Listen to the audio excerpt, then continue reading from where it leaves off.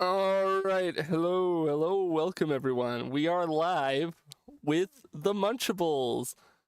Oh, Spag, if you're here watching now, my friend Spag sent a message at some point into the live chat before we went live, but it doesn't show up in the stream chat. I'm sorry, Spag.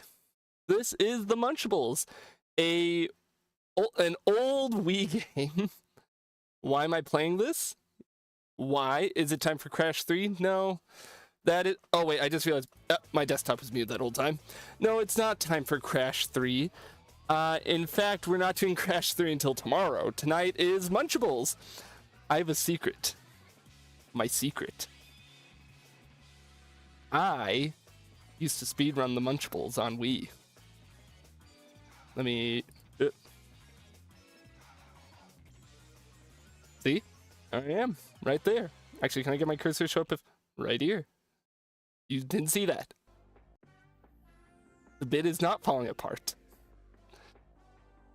Oh, and actually, if we scroll down, here's my friend Gongo, who actually did not stream, but actually did do the game. Gongo was going to be on the stream, but I forgot to ask him until literally right before I went live. So if we play Munchables again, he's going to show up because... Okay, to drop the bit for a second, I need everyone watching. If new people come into the stream, the bit we're doing is that I'm an expert at this game who has speedran it all my life. That's the bit we're doing, okay? We all agreed to keep that secret. Specifically, I was going to have Gongo in here to help with the bit, but then he got busy with something else. So if we stream this again, he'll be here. Because he was the one who convinced me to play this. But now we're going back into bit mode. Yeah, I'm an expert of Munchables. I'm here to get a new world record. After not playing the game for 5 years, I'm playing on standard Wii hardware with the classic controller, as you do. And here are our characters. That's Simon, that's Garfunkel, and that's the third one.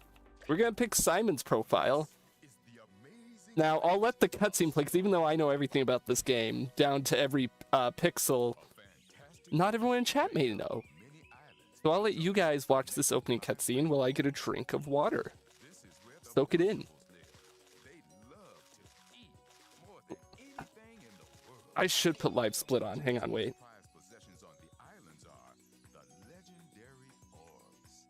Wait, that means I gotta dig up live split. I haven't used live split in a long time. Wait, hang on. I have it here somewhere.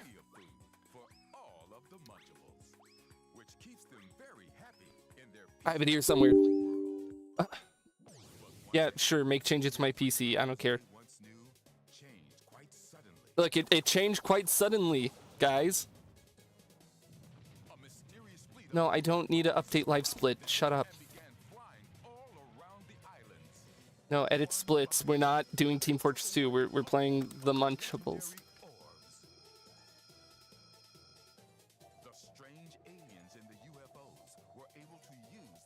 And now my cat in the background is being loud.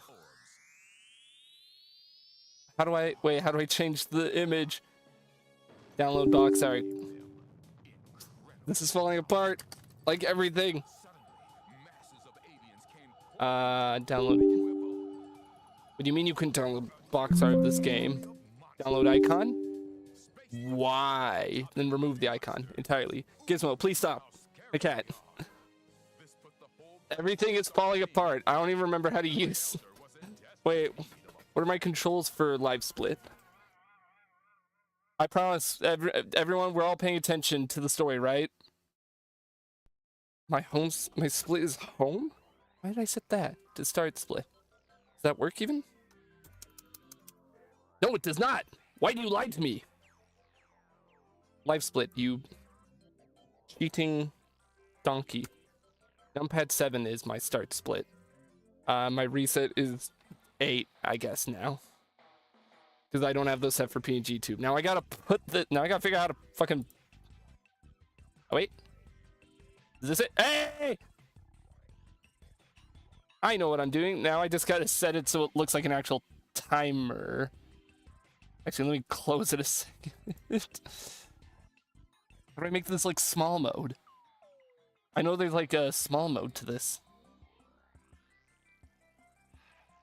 Open splits, compare against, open layout, edit layout. Just... We don't need that. We don't need the splits. We don't even need previous segment. We just need the timer. Oh, I didn't hit save, so... Fuck. There. So I have it on my screen. Now it's up here. I don't know where it's going to be most appropriate to put this to not block too much of the game. Up there, I guess. There we go. The bit commences. Bit continues. It's all falling apart, but it's fine. I'll start the timer when we actually get in game. So we have everyone's favorite Chomper and Munchie. I always go with Chomper because he gets a little bit of frame difference in the loading screens. Yes, we're gonna play with Chomper. Because of his animations, he does actually get a little bit of frame save in certain cutscenes. Now we are doing... Oh, wait. Now we are doing the run where we have to watch the cutscenes. It's one of the runs. You know how it is. Stealing all the legendary orbs. Tabemon monsters are space pirates that are trying to take over the universe. What will we do? How are we going to fight so many space pirates? Well, I already know. What was that? They look tasty?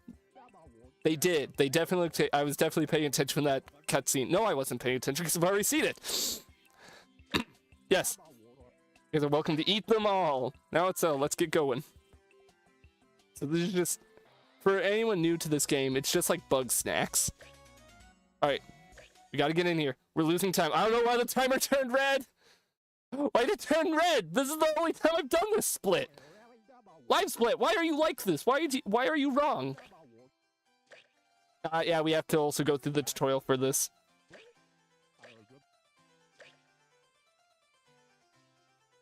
You lie, sir. This is not a GameCube controller. I'm actually using a classic controller.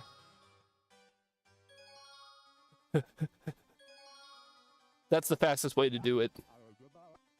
It's the frame perfect. I've been practicing these techniques for the past 5 years. Alright.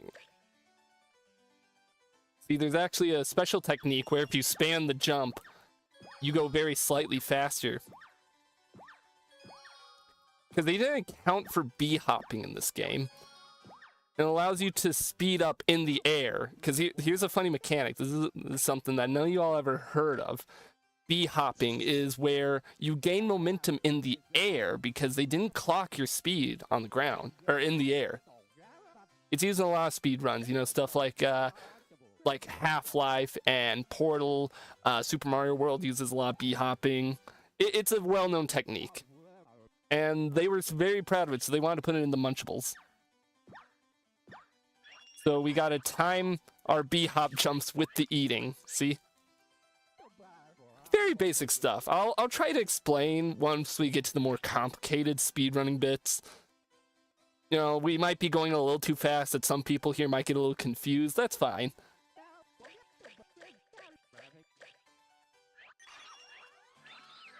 See? We've leveled up. Now that's actually not great. We didn't want to level up too much because it gives us a lengthy cutscene that isn't really necessary. And we did it again, which sucks a little bit. And we could have been turbo eating this whole time. I totally knew about that, but it's faster to spam eat.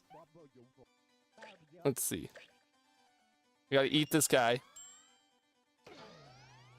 Except he's too big, the game says. So we gotta just attack him. Like this. See, it's actually much faster to do it from the air. See, we're getting insane time here. Especially if we spam the A button to get past all the cutscenes afterwards.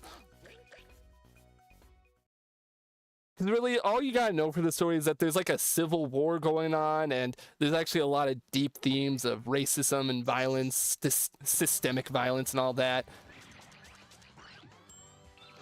But, you know, we're here to speedrun, so we kind of just ignore all that.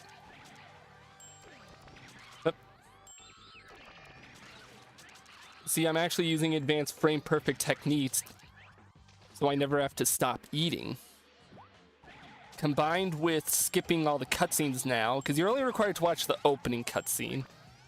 You know, it's so all the streamers are fair, so that everyone streaming the game forces their audience to watch it too, so no one can get too high of a head start.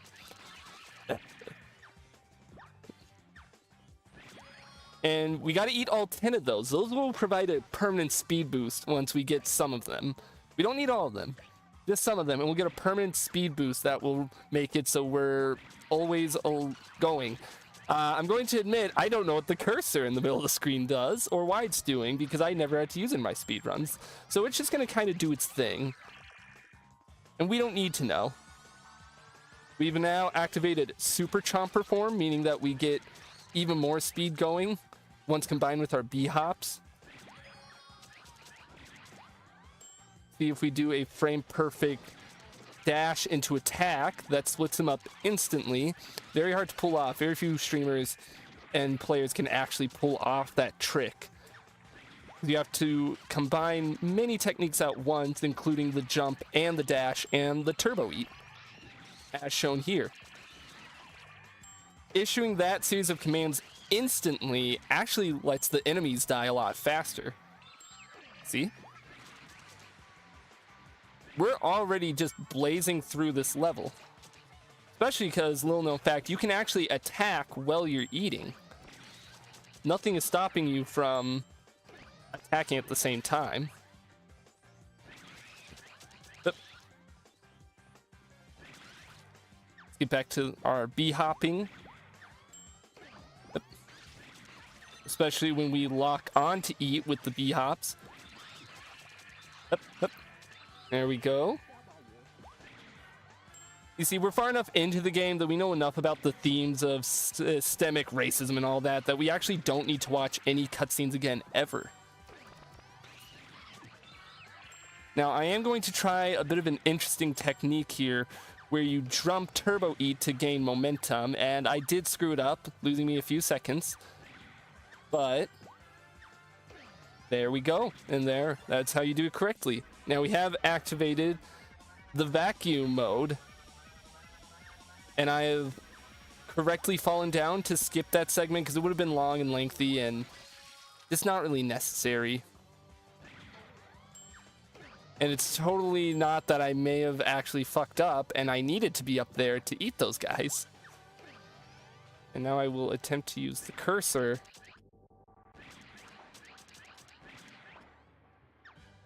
No, wait, I'm supposed to eat the UFO, that's right. There we go. Just a little bit of time loss because I missed the jump into super dash, but it's fine, we can make it up in the bonus stage. Only a little bit of lost time is all. The dumbest fucking bit ever. And now we have orbed everywhere. See, the game's telling us that we're on set for a new record. Now, it doesn't matter the ranks too much. The ranks are only there for your ego. You don't need them to go faster. And like I said, we don't need all the acorns. Yeah, next stage. Next stage. I got distracted a little bit by the very nice orbs. Now, we got to eat the leader pirate next. So that means we got to speedrun getting all these guys eaten up so we can get big enough to eat him. That means we gotta do a lot of dash attacks here. We gotta maintain as much of our momentum as we can going into the boss fight. Because there's a trick we can do that'll allow us to effectively skip the boss fight entirely if we're going fast enough. I don't know if I'm capable of performing that trick, but I'm definitely going to try.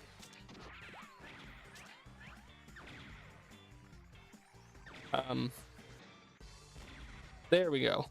I had forgotten what that move was for a second there. My bad. But now we're on set. We're on track to be going even faster, clearly. Yep. Yep. Yep, lock on. Up. Now, we're big enough that we can actually eat the cannon up there. and we're gonna use the vacuum to collect up all the enemies. If we use it at the end here, it actually doesn't let you eat that as part of it. That's okay. We save that in the RAM so we can summon the vacuum again later on when we're actually gonna need it, which is right now. See? And that little bit of time save is going to be so much more beneficial in the long run. You guys just don't even get it. Especially once we're able to get up just to level 45 and can eat these guys. Like that. We want to aim one of our shots there so we can just eat them all at once. I think we're... Ignore the timer being red. I think we're on track to get some very good time here, everyone. Now we got to move on to the next area. And we got to fight this guy. Now, by utilizing the vacuum power-up before I was supposed to, I did make this part a little harder than it had to be. But it's fine. Using a combination of headbutts and jumps and turbo eats, we can actually blaze through it just fine with little issue.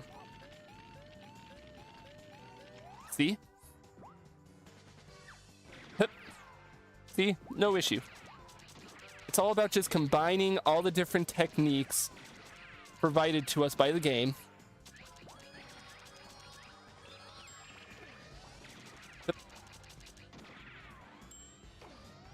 And we're knocking out this boss fight a lot faster than I was able to on my last run. You know, last time it took me a lot longer, like a full 5 seconds longer. I think we're looking to shave off at least 5 seconds from my previous run, which is good. Overall, it means that we'll probably be able to even get pretty damn close to world record. I don't know if we're on world record pace yet. It's a little too early to say. All right. I'm trying to aim my cursor so I may perform a turbo eat and get all these guys at once.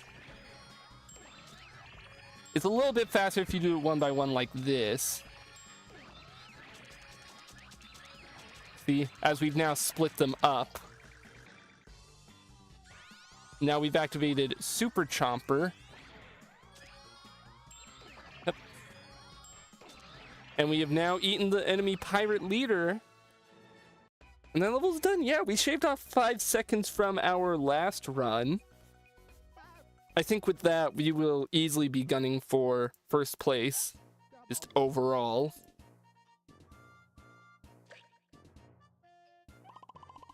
Let's see. Yep, our orb count is exactly what we want it to be. That's now bit shifted us just a little bit. So the next cutscene we enter will actually be 10% faster. It's one of those glitches that's been found in the Munchables community.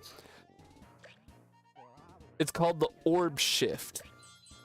It's found by I'm trying to remember the guy's name. Actually, may have been discovered by Gongo, you know, all those years back. Or Gongo may have helped popularize in his run. I'm gonna get a drink of water.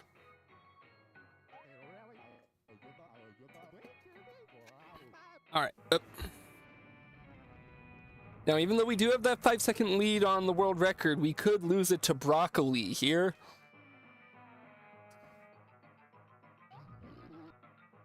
No. Oh, no. I meant to skip the cutscene. If you didn't notice, it was playing slightly faster. Not many people notice that. Now, our goal here is to eat some stuff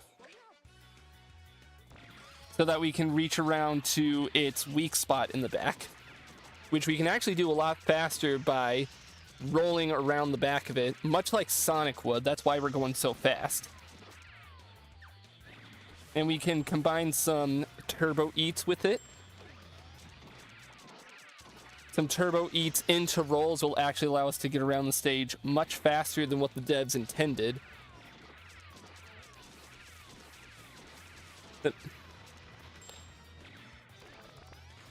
See? The devs never really wanted you to do it any other way. Now, if we can lock on and get a few of these while we roll into position, we should be big enough to eat him soon. As you can hear with the music Panic Restaurant now playing, we have activated Super Chomper. And now are able to eat him. And we beat the boss. We have a pretty good lead on the world record now. I think we can do it, chat. I think if we just lock in, just focus, keep orb shifting where we can. We didn't quite hit the number to orb shift. We should have eaten a little bit more during the stage. That might screw us over later on. You've also noticed that we've been getting exclusively bees. And we got the big poop. This is all, it's exactly going to plan. We get the seed leaf. We have our 3 or 4 bees, however many we've gotten so far. I've lost count a little bit. It kind of happens when you're so just tuned into the game and focused.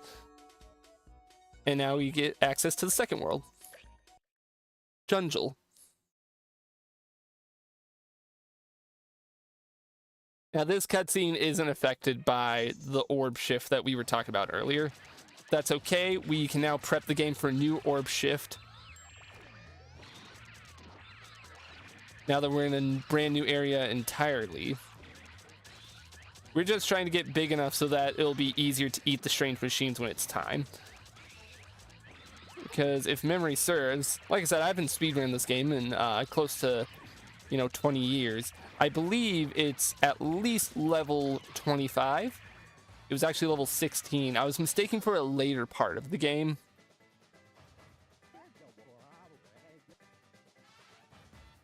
And we can now swing on the vines to go faster and reach the next area. We're gonna keep eating while we're here just to go ahead and speed up the process. Because if we can dash eat over here. Dash eat into these guys to lower them. Yep. Don't worry, it's all part of the plan. We're just trying to lower only a couple of them so that they aren't as big of an issue in a moment here, especially when they fall into the water. It kind of distracts them long enough for us to eat the smaller ones.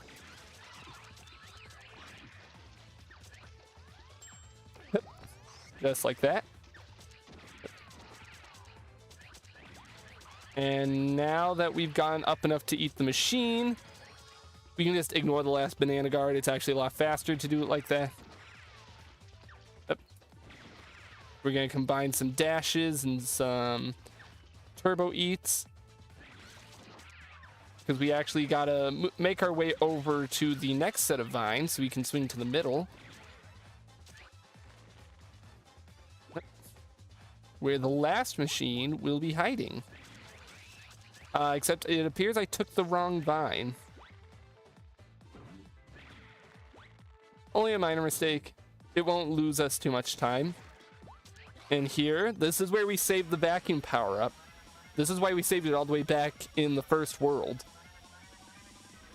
Hey, welcome, Cool Gamer. We are currently speedrunning Munchables on the Wii. We're making great time, going for world record pace, actually.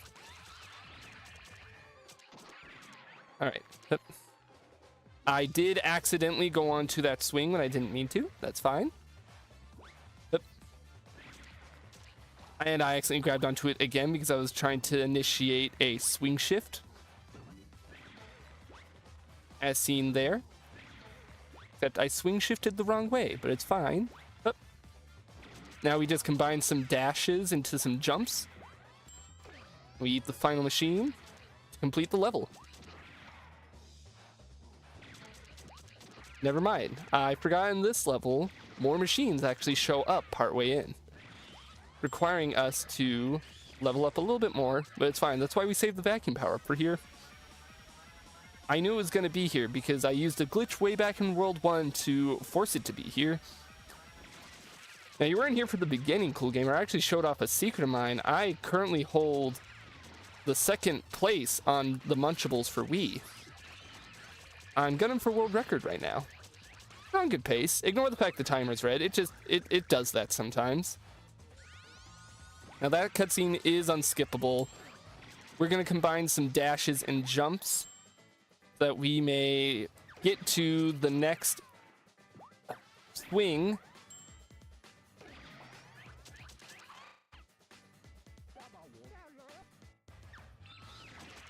Okay.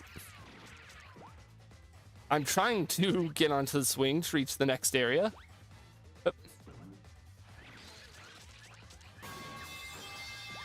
Yes, thank you. That was the very necessary steel pipe sound effect used to help us get to the waterways faster.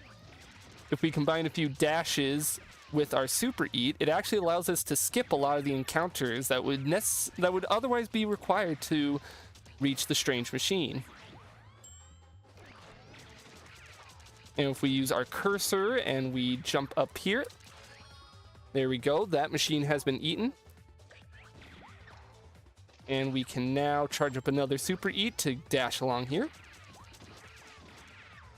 You gotta be careful, because if you just super eat right into big enemies, they will hit you and it'll slow you down greatly. But it's fine. I'm a professional and I've managed to get over to the strange machine immediately with no issue. Playing some Pokemon Soul Silver right now. Oh. Any good? I've not played Pokemon Silver. Now we ignore those bombs. They're actually not needed at all for anything. They're just there for set decoration. The game might get a little complicated. Don't worry. I'll explain all the techniques we use. Now, hopefully I ate just enough things to be able to orb shift our integer over. Yes. We were aiming for exactly 2,360 orbs. That means the next cutscene will play at approximately 5% faster speed, which we will skip anyways, but it affects the opening of the cutscene. We only needed 1 acorn here. All right, it's gonna depend on the total number of acorns at the very end of the game. We're aiming for a certain number. I don't want to say what it is yet, because I might fuck myself up by thinking of the wrong number than what I need right now. All right. We gotta eat all of the leader pirates in this level, so we're gonna do our same technique from before of just spamming the jump and dash. Now, I was hoping to get the vacuum power up here. I must have shifted the integer over incorrectly. And now I appear to be earthquaking, which is exactly what I wanted. Because now we can eat all these guys to get our number up. Now, of course, the quicksand will slow you down. Ironic there, its name.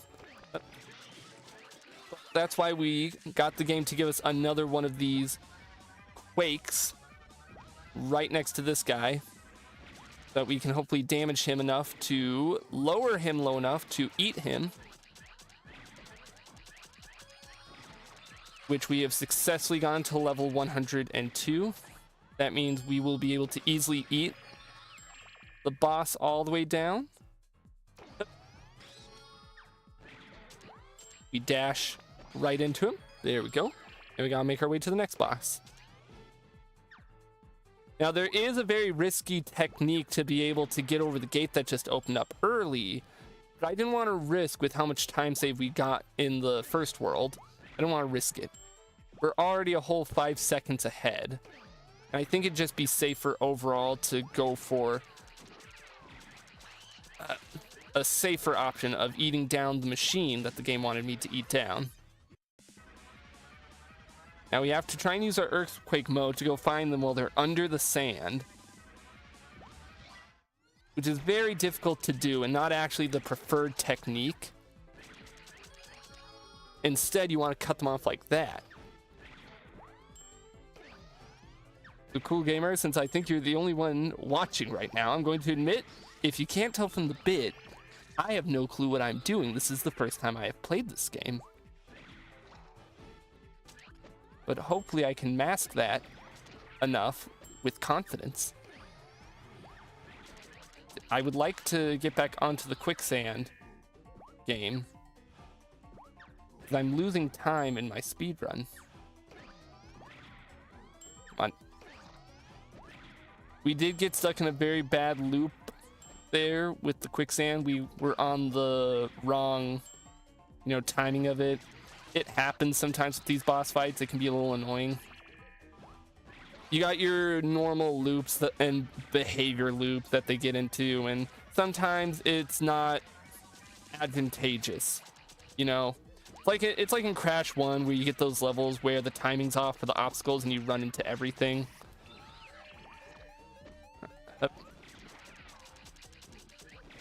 Don't worry, I have everything under control right at this very moment. Ignore the big red warning thing. It's not a worry at all.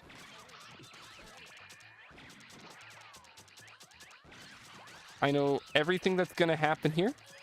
We're going to eat to get up to a high enough level that we can more easily take on the boss.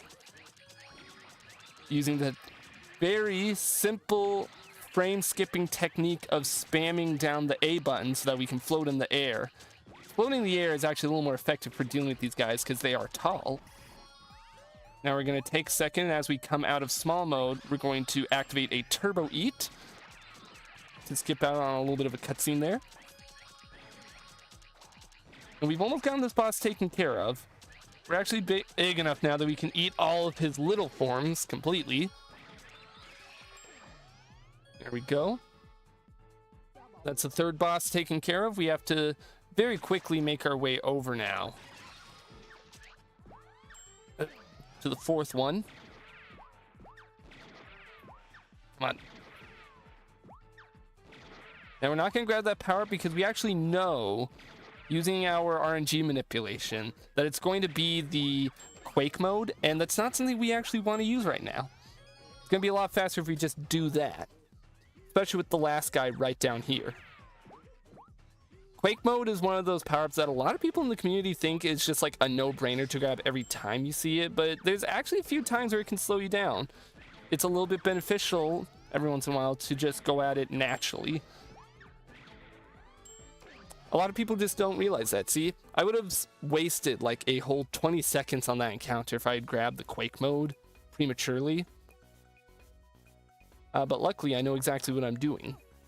All the time. Always. If you notice, those animations actually did play faster from the orb shift we did earlier on. And I'm going to spam A and get a drink of water with my other hand because I'm that skillful. The next time we speedrun a game, I need to get one of those hats that have drinks attached to it.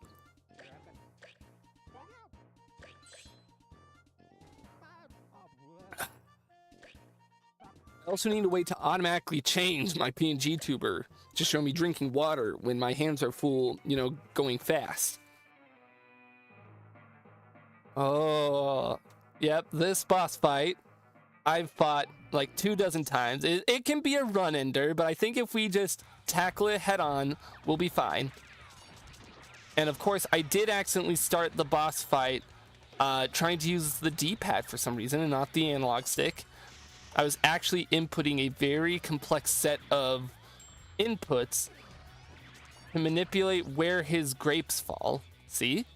That way I was able to skip right onto this part without having to wait for him to shoot another grape.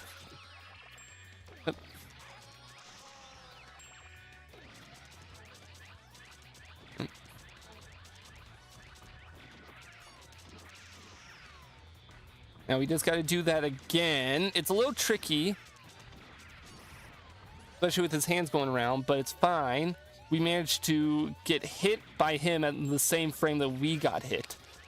And now there's a bot in chat, and I can't stop. I don't remember what I set the pause timer to on live splits. We're bleeding time here. Damn you, bot. Bots just go and ruin everything. It's been a known issue in the speedrun community, the botting problem. Coming in and faking speedruns, AI taking all the good places. We've been cracking down on it hard on speedrun.com. But there's only so much we can do, But we're trying. On a lighter note, since we are at a portion of boss fight where we kind of just have to wait for him to throw stuff at us for us to use, and not do that. The music in this game, pretty good. For anyone who hasn't played this is a classic Wii game developed by Bandai Namco. It was originally going to be on the GameCube, but then they realized the Wii's hardware was just much better suited for the game they wanted to make. And I need this guy to shoot out a grape that I can spit back. We can't really RNG manipulate in this phase, but there we go. You just kind of got to hope to get lucky. It's one of those luck-based speed runs at this portion. Which, you know, it sucks for us given what we're trying to do. But as long as we just lock in, focus. We did the double grape hit there and managed to hit him on the exact frame he shot out a new grape. Yep. Yep. There we go. We did a directional input cancel to actually eat one that was behind us. Throwing a few B hops here to conserve our horizontal movement. There we go. We activate Super Chomper, actually a whole cycle early. So that should shave off a little bit of time here. Yep. We just gotta wait for him to shoot out a grape that we can utilize when we're in Super Chomper form. I believe if we've timed everything correctly, we only need one more. Oh. Now, there is no pizza in the Munchables. It's been a common complaint in the gaming community for about 12 years now that there's no pizza in the Munchables. That's why I am choosing to introduce a new technique in the Munchables speedrunning called Pizza Click. You've heard of that technique in SpongeBob Battle for Bikini Bottom where you strategically place grime on your disc to glitch out certain things? I suggest that you have to order a whole pan pizza from Domino's and eat it before the opening cutscene finishes to actually shave off a whole 5 seconds from your final time. Now, I'm not going to go too much into detail because I have rivals in the speedrun community who are hoping to snag that world record before me.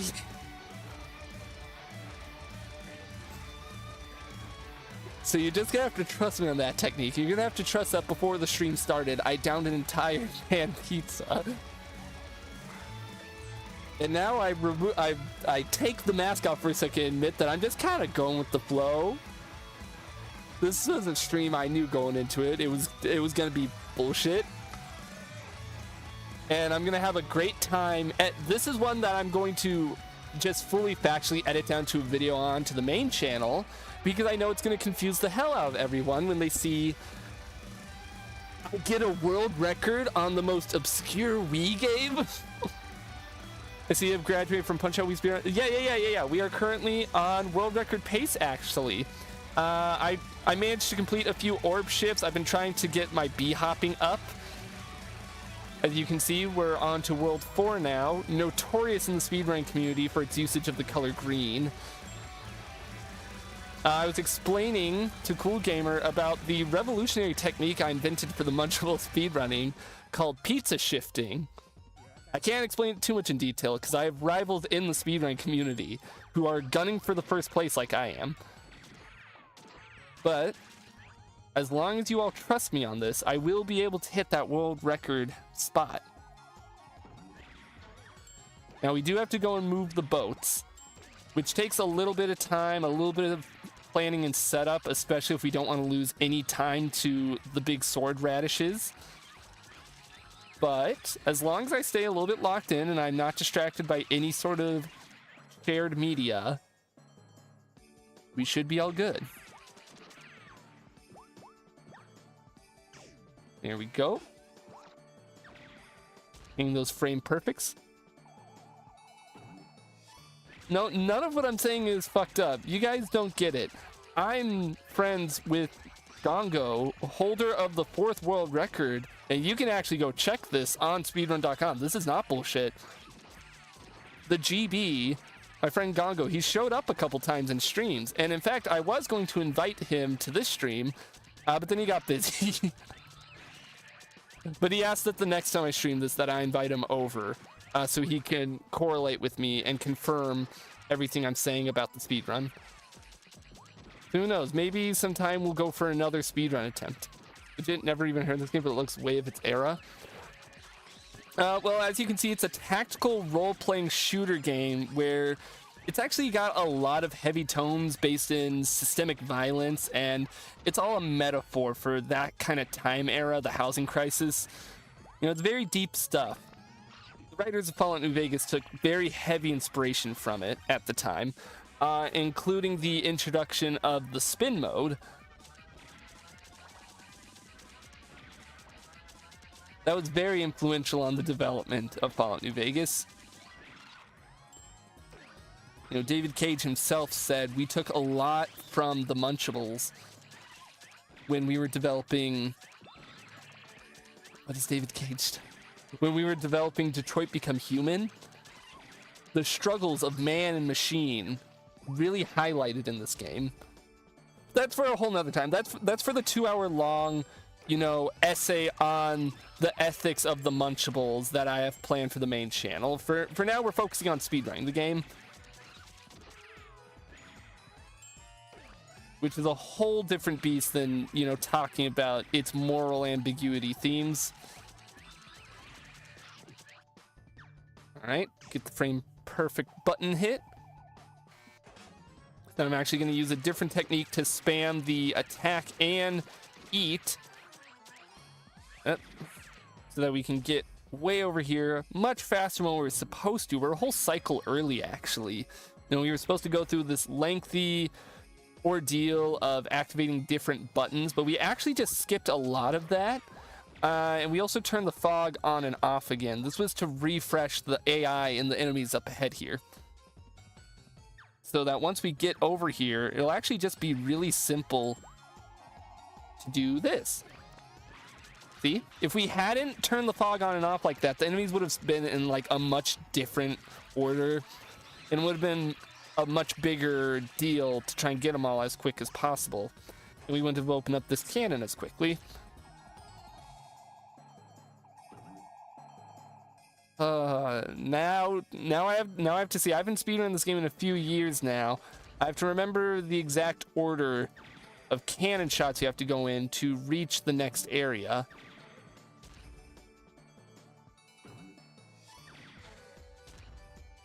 It's not too big of a time loss if you mess it up. No, not too big. But it will be annoying after all the time save we did with orb shifting if we screwed up here. So I'm going to be vigilant and hope that I can get through it all right.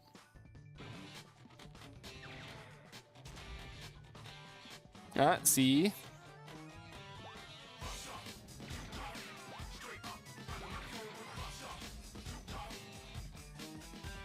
And there, we have reached the red cannon. We were just like 3 seconds off from the PB, but that is more than acceptable. That's a very acceptable loss,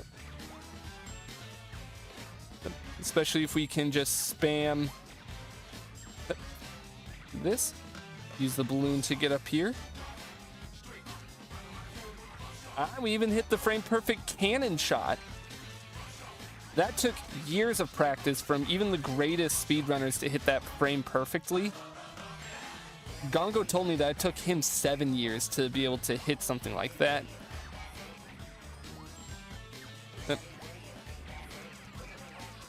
Now we have to reach the switch. Now that has made our way back a little trickier, but it's fine. That's why we kept the balloon back here. We can go ahead and shoot these guys with our giant pink thing to reach this and go. There we go. There we go. Okay, we're making up for the slight time loss on the cannon maze by hitting all these cannons frame perfect. Because the thing that makes it all very, very interesting. Ugh.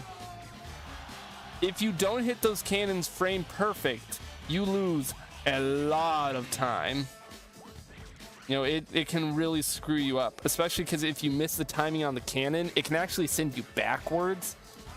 So the fact that I'm hitting all of these frame perfect is gonna really cut down in the long run. And I'm glad that you're all here to appreciate these historic moments in Munchables speedrunning.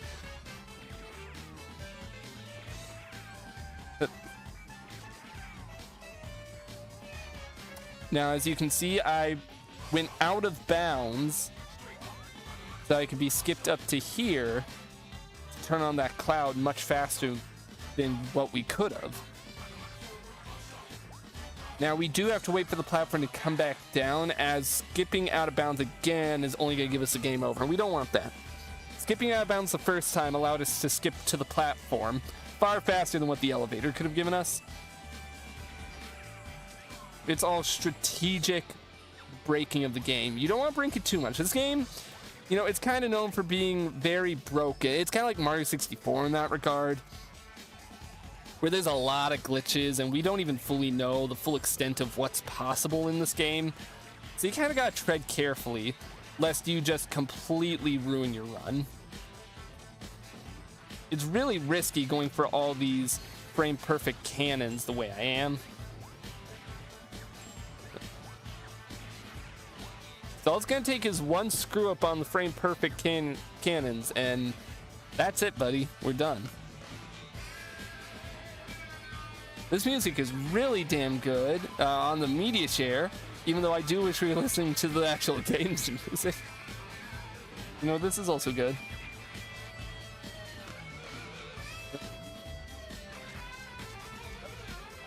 Down to the frame perfect. Nice, nice, nice. Now we do have to make our way back around here, now that we've opened up the middle area. Boombuster OST pretty good. It is pretty good. Now, I did go out of bounds again. That was on accident. It was mostly to reorientate myself and reset those enemies there. Shit. I totally know where I need to go and what I need to do next. I'm not lost. Oh, fuck. Wait, Mind Wave. That shit gas.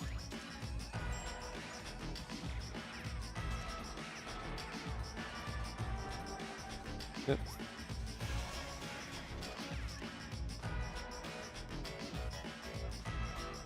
I wish I could just chill and talk about how interesting this game is.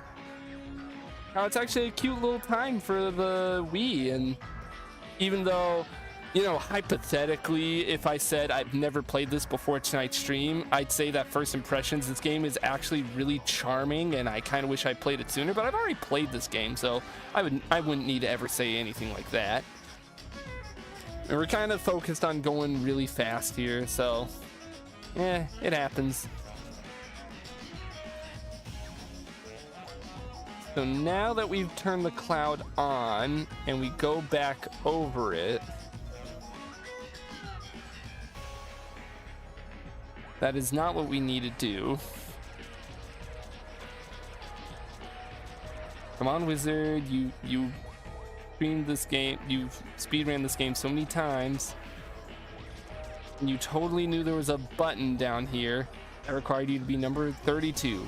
That's right, that's right. It's coming back to me. I'm mixing this up with a level from the DLC. So, it's acceptable time losses. That's all it is. It was one of the only Wii games to ever receive DLC. You know, Bandai Namco was really proud of how this game sold and performed, that they pushed out DLC in the form of discs you could buy afterwards. And when you inserted the disc into your Wii, it would allow you to download the content. The content wasn't on the disc just allowed you to download it. So therefore, it's still DLC.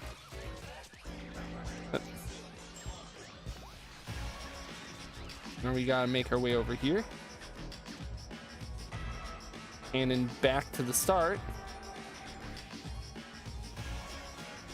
I don't know why I needed to cannon back to the start. I actually didn't. I need to actually kill this guy in the middle and hit this button. We actually don't need to kill that guy at all. Game key cards, but better. Yeah, you know, Nintendo took inspiration from the Munchables for game key cards. So that's why I think gamers are actually just wrong about the game key cards. You know, clearly Munchables was ahead of its time, and a lot of people just aren't ready to accept that they don't actually own the games they buy. You know, it's been one of those debates for like even longer than I've been speedrunning the game. I think the Munchables was right when it said that if you purchase a game, you don't actually own it all the way. You know, it belongs to the shareholders. Get stuffed. Now, we strategically made sure to get a C rank there so that his dialogue would be a lot shorter. Because if you got something like an A rank, he goes on and praises you for how many orbs you managed to get. And it's actually quite beneficial to get a low number of orbs so that his dialogue is a lot shorter. Right, now we do have to take care of the boss at the top of the windmill, but we're not quite nearly strong enough yet, so we're going to try and speed through and eat these guys as we get there. Now, it did buffer my input incorrectly, so I wasn't charging at the start. That's fine, because we can make up for it right here by hitting that perfect little cannon shot. Getting to level 60. Now, we're going to be entering Super Chomper mode here soon. And similar to something like the Aku Aku masks in Crash, you want to strategically use Super Chomper mode, because overusing it or using it at the wrong time is going to really screw you over later on in the level. You know, you got to strategically use the invincibility from Super Chomper. There we go. We haven't entered Super Chomper yet, but we are gaining size at an acceptable speed. I'm aware of what I just said and how strange it sounds, but there we go. Super Chomper has been activated on the exact frame we needed it to and everything. It was like a frame perfect Super Chomper. Now we're going to combine some Super Eats and Headbutts to get over to the cannon faster. Get some post-hit invincibility to squeeze through those enemies. We're hitting them. We're hitting those frame perfect cannons.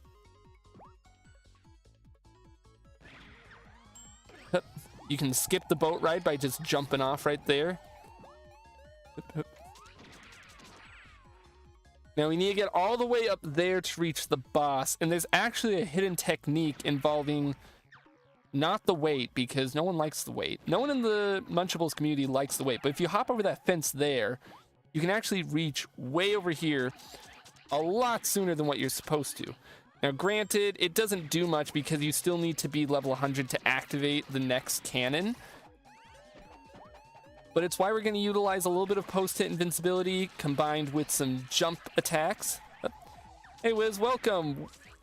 Welcome, we are in the midst of speedrunning the Munchables. We're on world record pace right now. It's a game that I've played many times over the years. I haven't shared it with you guys a lot.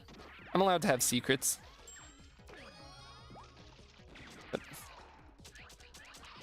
Now we gotta effectively eat what we can because we need to get up to level 100 as quick as possible. Trying to aim my cursor there so I can eat all these guys as soon as possible.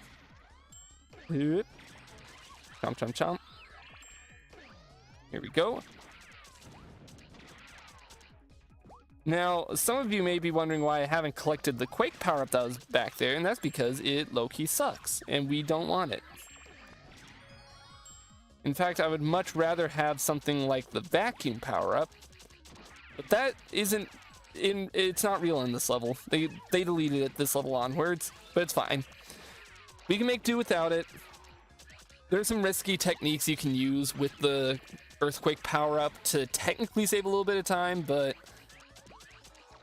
This is better for a run that I'm doing. All right, we're nearly there. We're gonna try and take out this guy to get the last couple levels we need.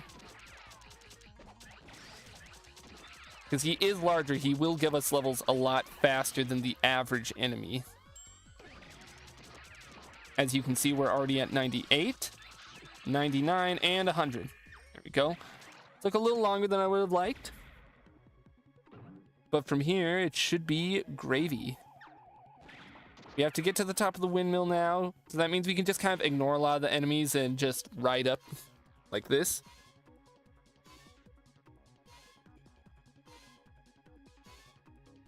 It's a little slow, but you know, it's one of those unskippable things where you kind of gotta do it that way, otherwise you can get soft locked. Now I managed to grab this a lot faster than what the game was ready for, so a little bit of time save there. Yeah, you literally cannot hop off sooner. You're at the whim of the game. We just kind of gotta wait it out, and it sucks that you gotta wait. It's unskippable cutscenes, but we did do all that orb shifting earlier on, so saves us some time in the long run. Have you heard of Gregory Horror Show Soul Collector? I think that would be an interesting stream. I've never heard of that. I'll look it up sometime. Now we are coming into this boss fight a little weaker than what we should be, but that's fine because it gives us a lot of smaller guys to eat to account for that. And in fact, the boss has been defeated in record time. That was like some frame perfect boss eating. Now, as I said before, we're trying to go for low points here. We accidentally went kind of high, actually. So it's likely that he's going to give us a B, which means his dialogue's a little long. That's fine. B's and C's are what we're aiming for. If we get an A, that means we're going to lose a lot of time. But I think we're a little too far into this run to restart. I feel like if I just really buckle down and focus on hitting the B hops, I can shave off a lot of time that I'm screwing up here. Now this guy is actually known as the easiest boss fight in the entire speedrun because it takes place in the air, so it means your B hops are going to be a lot more efficient. Especially when he does this, you can utilize the air he blows to actually gain more momentum to speed around the arena. Now, what we're really trying to do here is just get behind him. I'm glad that Streamlabs did that thing again where it just sent all of the YouTube messages. Oh. There we go. Now, I did mess up by getting a little too close to him than what I was supposed to there. It's fine. We're going to ride his air again. Keep our speed up. Going to combine our dashes. Everything to stay way out of his way. He's about to do another jump. This game is pretty fun. It has a very active speedrunning community, so I'd say you should get into it if you are into speedrunning Wii games. And we want to stay out of his way for that. You can do a bit of a time save by getting up inside of his helicopter and attacking it instead of just attacking from the outside. And we can do that again if we time this. So you did a little frame perfect dash back in and out.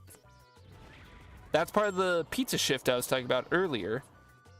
Anyone who was here on the stream before when I was talking about pizza, you'll get it. You'll get it. It's a little reference just for you. Now we charge up a dash attack so we can dash in and out and get that as soon as possible. And the boss is dead. It's gone. It's an expensive Wii game. The going rate for it is about $200, but that's from scalpers. You know, this is an exceedingly rare title for the Wii. There we go. We got another C rank, so that his dialogue is a lot shorter. Tune in, next game's done quick to see me speedrunning this in my underwear. I am spamming the A button as fast as possible because I need his dialogue to shut up. All right, now we did do a little bit of sequence breaking there, doing World 4 before World 3, but that's to actually build up some momentum going into World 3. Because the game expects you to have done World 3 first, it's actually going to be a little bit easier now. Now, this is one of the more interesting levels in the game. It's the only non-linear one. You can actually go about it in any order you want. There's no preset one. So the community has been spending a lot of time trying to figure out what's the best course of action. You know, do you go for the ones closest first? Do you go for the ones that are hardest to reach first? Do you build up your size so you can just get them all at once? I find a little bit of mixing and matching the strategies works best for me. But, you know, if you plan on speedrunning this game, you may have a different technique you may want to use. It's all good. There's no right or wrong way to do this one. Now, we are about to activate the next power-up in the game, which is the Jet Booster. I mean the speed mode. I call it the Jet Booster because that's just a fun nickname that I gave it. Allows us to kind of just scoop them all up at once like this. Now, this guy is only slightly stronger than us. We can break him apart in one hit. If we didn't keep the speed from the speed mode, we wouldn't have been able to break him apart at all. Yep. But that's why we're smart here at Stupid Wizard. We know how to break these games perfectly. We know exactly what we're doing all the time, every day. See, I did that shooting the pink thing at him into mid-air eat to actually get that a lot sooner than what the game thought I would. Now, I see those item crates on the boat. I was going for these three first. Because I need to be a little bit bigger to get these guys off the boat. The item crates, you know? The game expects you to be at least level 16. Which we have achieved Super Chomper a level early. Nice, nice. We're now at level 16. I'm sorry, I meant that you need to be at level 20 to open those crates. Sorry for any amateur speedruns looking for advice on this game. I'm actively setting you up for failure so that you cannot take my record. This game kind of looks like one of those arcade games that would give you a lot of tickets. Well, you see, there was DLC released for the game, and part of it did involve a carnival with lots of tickets, so you're not too far off there. I also accidentally ate a bomb, mistaking it for a speed mode power-up, or as I like to call it, the jet, the speedboat, or whatever it is I said I like to call it. All I know is I'm going to have an amazing time editing together the final cut of this stream. Because this is one of those streams I know for a fact I'm going to edit together into its own separate video. And I very much look forward to it. I'm definitely not regretting the task I've set out here. Now, we're breaking them apart into the smallest possible pieces so we can go for the turbo eat and combo it all together.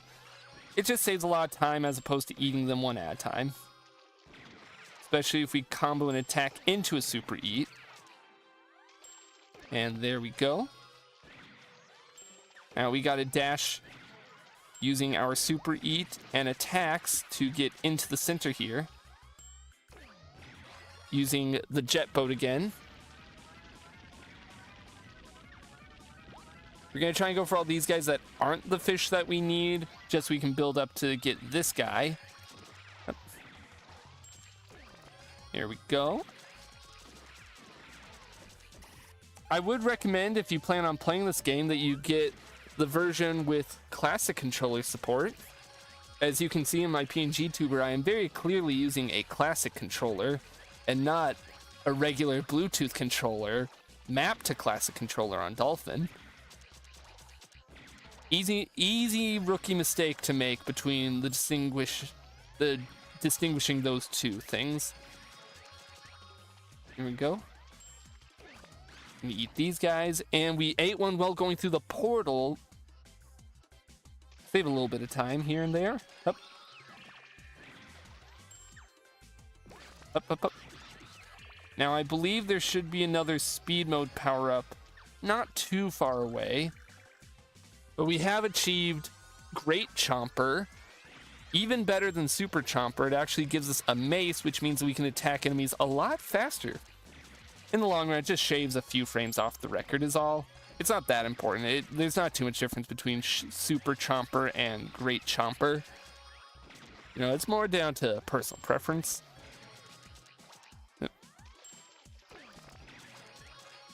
Now, I've calmed down a little bit, as you can see. We're not like as hardcore into it. This part of the run, it's automatically just a little slow. There's not much you can do. I would like to get at least up to 44 before... Okay, good. We managed to reach 44 before the 1 hour mark. You would not believe how many runs I've seen this community die out because they're unable to hit 44 fish before the hour mark hits. It's sad to see. It happens a lot in the community. You see runners just kind of give up because they can't hit that. But I was just lucky enough. And you know what? I'm going to say that's because of you guys watching. What's the hardest part of the run, in your opinion? We already passed it. It was actually the second world boss fight. Great Grapey. Mostly down to the RNG on his attacks. It's one of those boss fights that you can't really manipulate that much, so... We managed to get through it. We lost a bit of time there, like a whole, what was it, like 10 seconds at this point. But I think we can make it up in the 5th world. There are a total of 8 worlds in the game, and as we are finishing up with World 3, I think we're going to be just fine. We're speeding through World 3 a lot faster than other runs would because I chose to do World 4 first. My techniques are different to a lot of what's used in the rest of the wider Munchables community because I choose to do it a little out of order. But it just works out for how I enjoy playing this game. You know, I like to abuse stuff like that, the post-hit invincibility, into the headbutt, into the super chomp.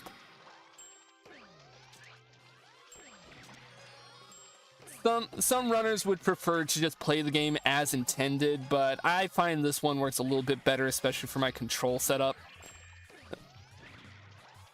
It's just a little more comfortable and easier to, you know, pull off these techniques. I'm trying to think of the word. Pull off these techniques more consistently this way. Most speedrunners actually utilize the Wii Remote and Nunchuck form of play. The motion controls give you a little bit of leeway. Is this your favorite Wii game? I've played it for every day for the past 5 years. I wouldn't say it's my favorite, but it's definitely up there. You know, right alongside Pac-Man Party and Go Play Lumberjacks on the Wii. Now, we are getting to this point of the fish run where you have to do a little bit of finagling to get at the last few fish. Luckily, again, since we did do World 4 first, it's not that bad. It actually would have been a lot worse if we had done this world before World 4. See, we can just eat these guys so much faster than if we had done it the other way around. Now we're going to grab some of the power-ups here.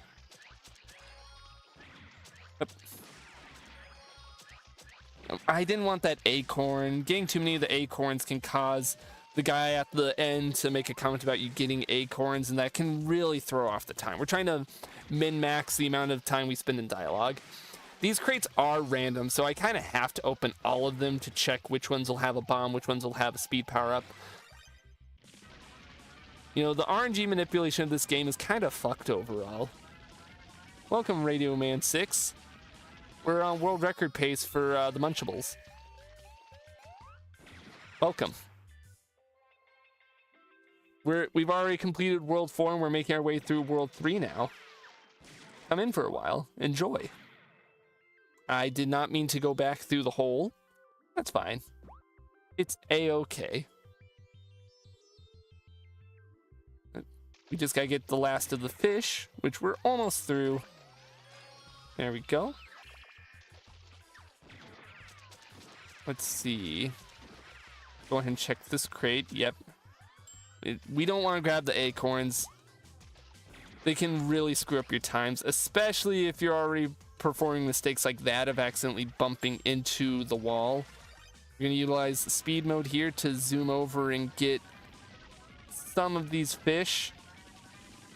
Now, I did mess up and accidentally grab a bomb, but we actually timed it just right that we can get this fish with him. Like that, and eat all of them. So it all works out in the end. These techniques are so advanced. They're hard to pull off consistently, but I'm proud to be one of the few players. Do you have a PS2 emulator? Yes, I do. But this is on Wii, so kind of a moot point, ain't it?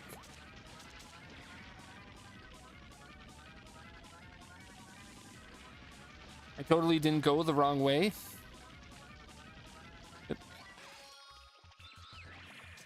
I did accidentally grab another acorn. We try really hard not to hit those acorns. They just really screw you over in the long run. We're gonna hit this. I was hoping for the speed mode, but you know what? Nothing will have to do. Yep. Another acorn, which is something I was really trying to avoid. We're getting some bad RNG here, but we're kind of too late into the run to start over. I feel like if we restarted now, we'd be really screwed over. I'd rather keep the momentum going that we have now.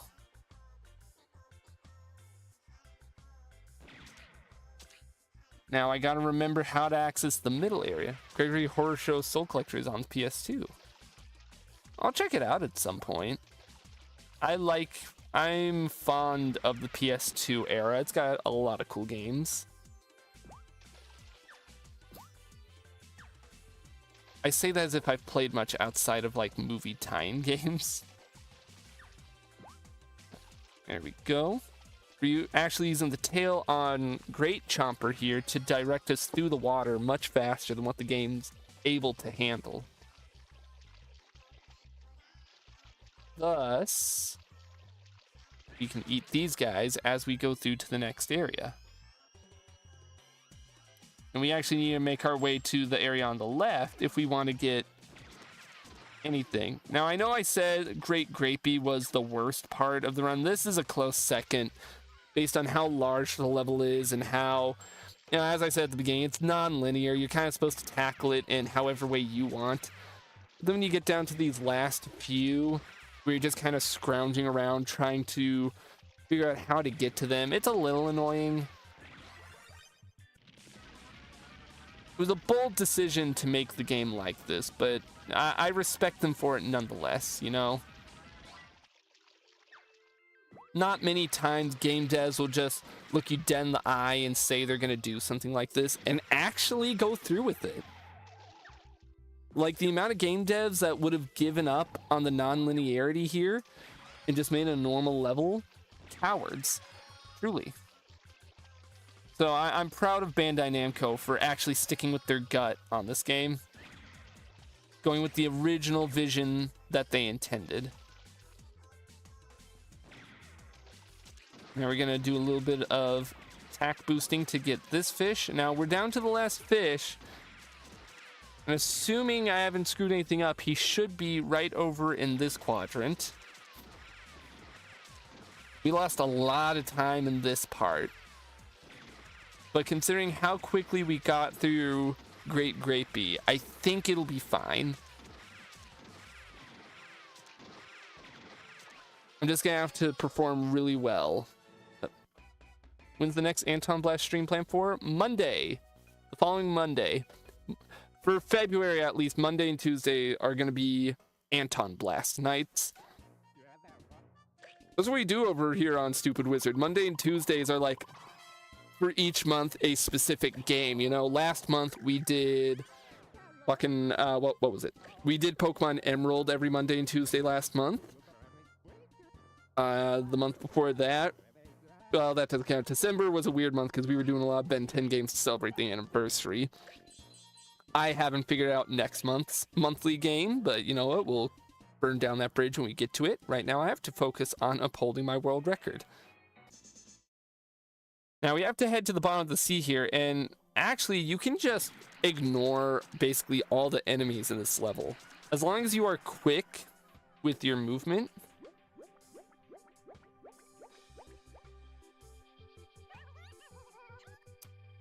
You are not the normal guy that I wanted to talk to. You got to be careful. If you enter those water columns, you can actually get sent all the way back up to the top of the level. But there's some sneaky movement you can do like this to get down a lot faster. I meant to land on the platforms down here so I could perform the puzzle as requested. Here we go. Careful, careful, careful.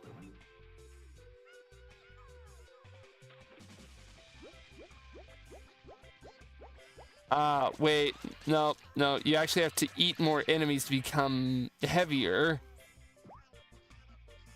Like over there. Hang on. There's a weight right here. And once we use it, we can actually get down past this next whirlwind. Now, it will break, so we can't utilize it again. So we just gotta look out for the next weight. Shouldn't be too far. It's also determined by RNG, so we can't just pick and choose when to use it. Now, we are gonna have to eat some enemies to open it up. It's right there.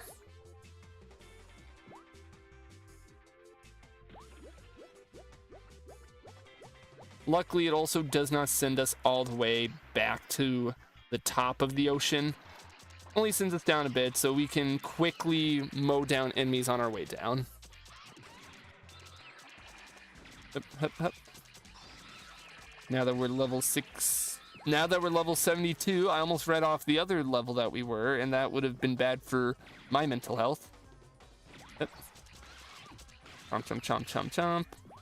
Now we're gonna go ahead and reach level 90, even though we only need to be like level 86 or whatever it was to open up that next weight.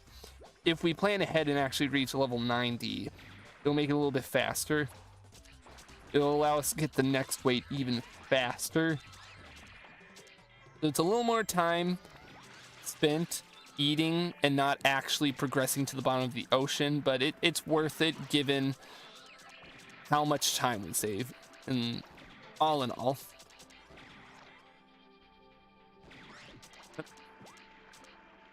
Hup, hup, hup. Especially if we can get these sharks dealt with quickly enough.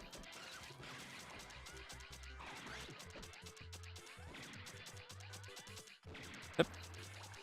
Now, annoyingly, since this is an underwater level, you kind of have to deal with the water physics constantly making you float about when you really don't want to. That kind of just comes with the territory of a game like this, though. It can't be helped. Alright, we didn't quite hit level 90, but 85, 89, it's like fast. It's close enough that by the time we get down here, we will nearly instantly reach level 90 anyways. Especially once we use the speed mode power up to gobble all these guys up. Up, up. Instantly become even bigger. There we go. See? I told you it was a good idea to get up to 90. Now, I didn't mean to grab onto that anchor, but there. We abuse the speed mode to get back up here a little bit faster.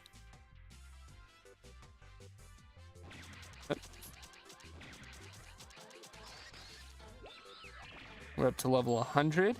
The next weight is right over there. Now, I may have screwed up a little bit, but I think we can actually use this weight here to move on. There we go. Didn't screw up at all. We got very lucky with where the weights were put in the level. Now, you gotta be careful not to get hit when you're small, because that can be a game over, and you'll have to start the whole game over from World 1, and you know, obviously, that's not something we want.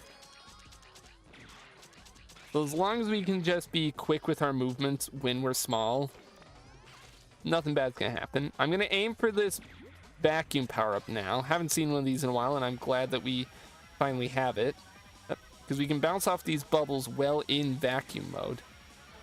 We need a second vacuum, and that'll actually extend our vacuum mode a little bit more. And then we vacuum mode into speed mode. There we go.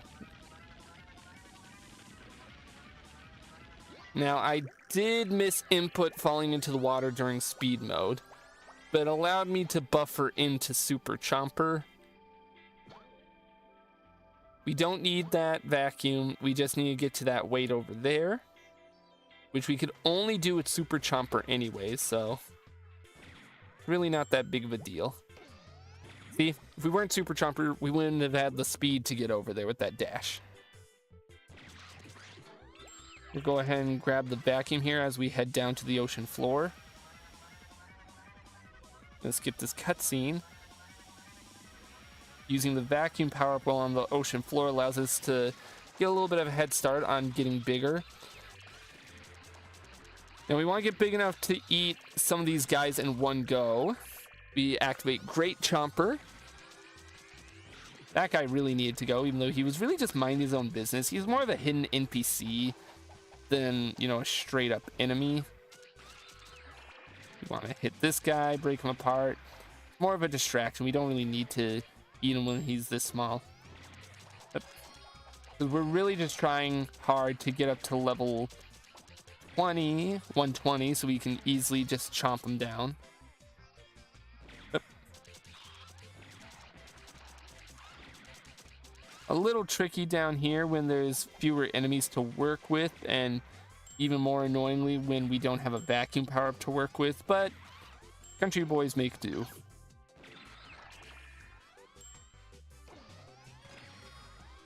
Yep.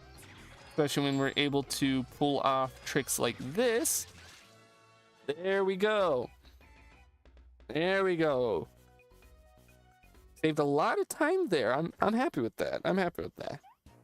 This is looking to be a new PB.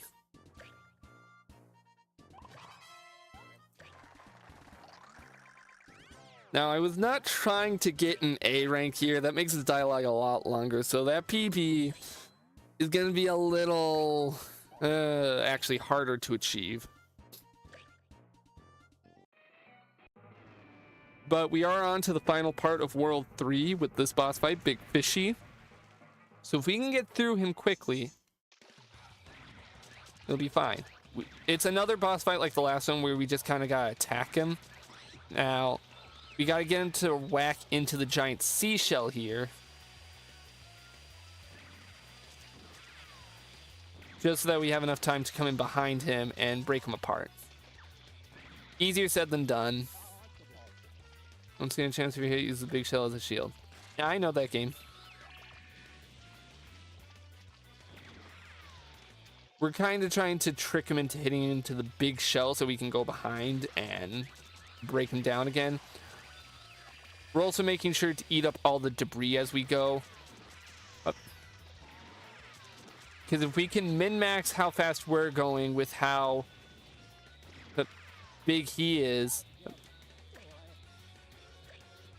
I'm going for the weak spot. Don't worry, game. I knew that already.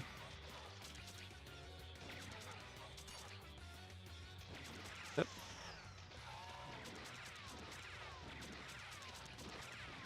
Now we want him to hit into the big shell again. This is one of those boss fights that you can really manipulate how quick it goes if you're smart with where and how you play. Like doing that, we can immediately get him into the next phase cycle. He'll hit the shell. We were a little bit off with our shell placement. It's fine, we can just hit him again before he starts his eating. Trick him into hitting the shell this time, or not. The AI is a little finicky. That time he managed to actually go through the shell, which is not a trick I wanted to pull off for this run. That's a trick for a different kind of run. Yep. And even though he was very obviously not going in the direction of the shell, he still hit into it that time. There we go. That boss fight was done probably the fastest I've ever done in my entire life. I'm actually very impressed with myself here. Gonna get another drink of water while this all plays out, because I can just spam through the cutscene. Now he's disappointed in us, and that's a-okay.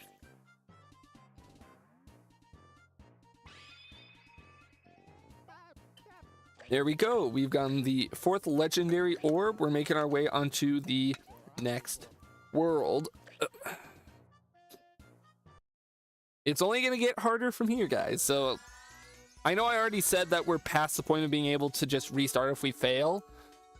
We're really past now. If we fuck up enough that the run is just lost, I'll just end the stream and, you know, go throw myself into the lake. That's not going to happen. Now, this whole part was actually inspired by, you guessed it, the Nintendo spin-off game, Mario Strikers, where it had the Luigi's Mansion stage. They wanted to put in a cheeky little reference to the Luigi's Mansion stage of Mario Strikers here, because they knew a lot of their player base played Mario Strikers. You know, Chomper shaped like a ball. Mario Strikers is about a ball. It hit a very similar demographic. Now, I am very slightly colorblind. I'm aware that I grabbed the orange key and tried to take it to the green lock. That was actually so I could eat up some enemies on the way over. That is also a green lock.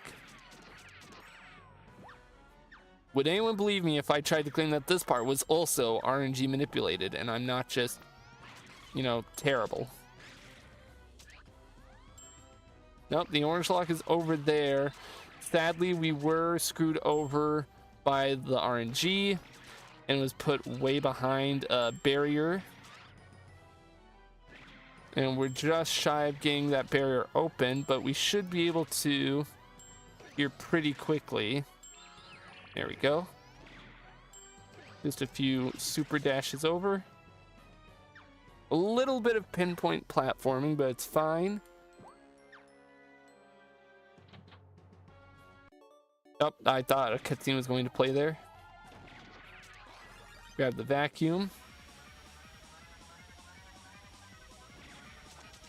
Gonna go ahead and make our way in here and vacuum up as much as we can.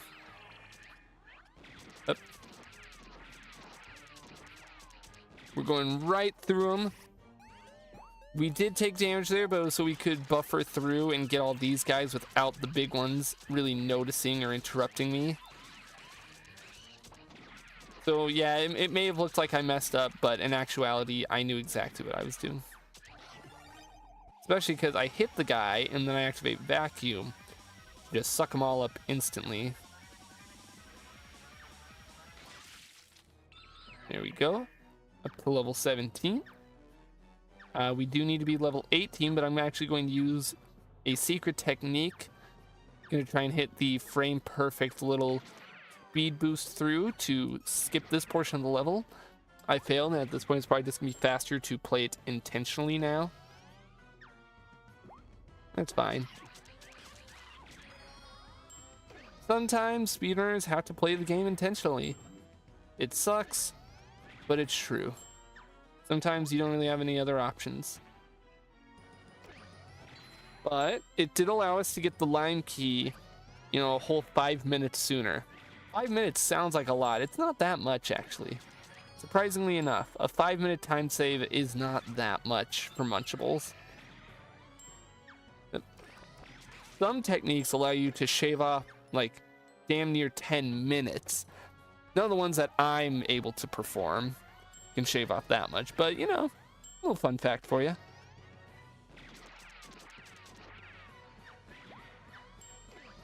Now we gotta make our way up here to the next lime lock, which is actually hidden behind an orange lock first. Oop. See? I knew exactly what I was talking about and didn't just make a wild guess. And as you can see out here is the Fruit Ninja power-up. This portion of the game was actually co-worked on by Fruit Ninja. Now, we can't reach it yet. It's kind of just there to tease you, to trick newcomers coming into the speedrunning scene into thinking they get to be the Fruit Ninja right away. No, no one's allowed to be the Fruit Ninja right away. Not even me. I'm like the best to ever do it. It's all good.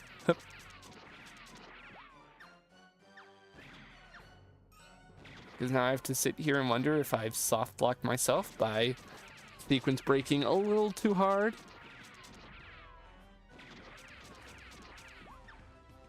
But no, we can just go down the hole again and eat some of these ghosts or mummies and ghosts.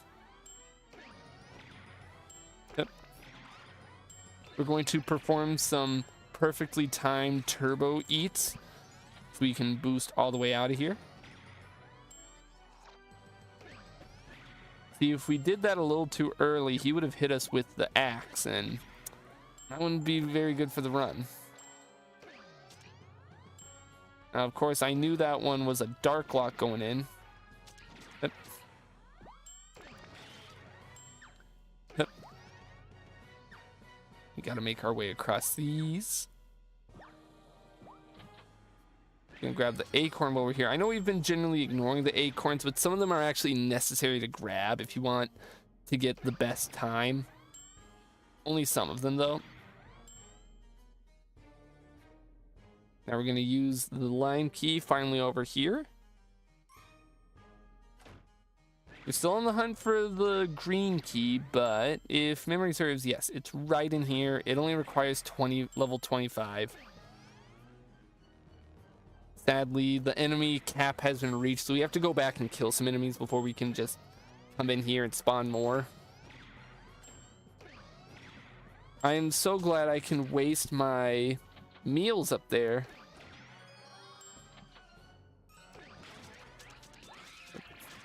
There we go. Now we only need to get to level 25 to open up the key. Luckily, we can just easily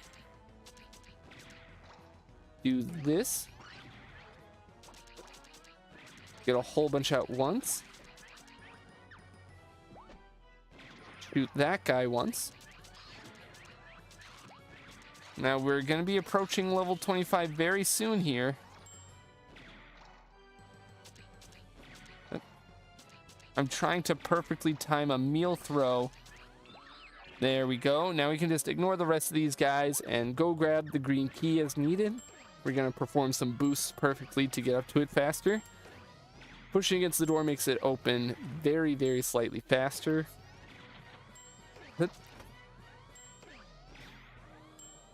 Now, granted, doing the boost also causes the meals to be shot. But we did some of the 3 ghosts that are necessary.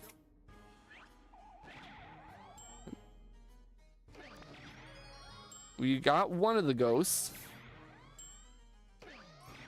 Sadly, there's no way to skip the door opening animation, which is a little annoying.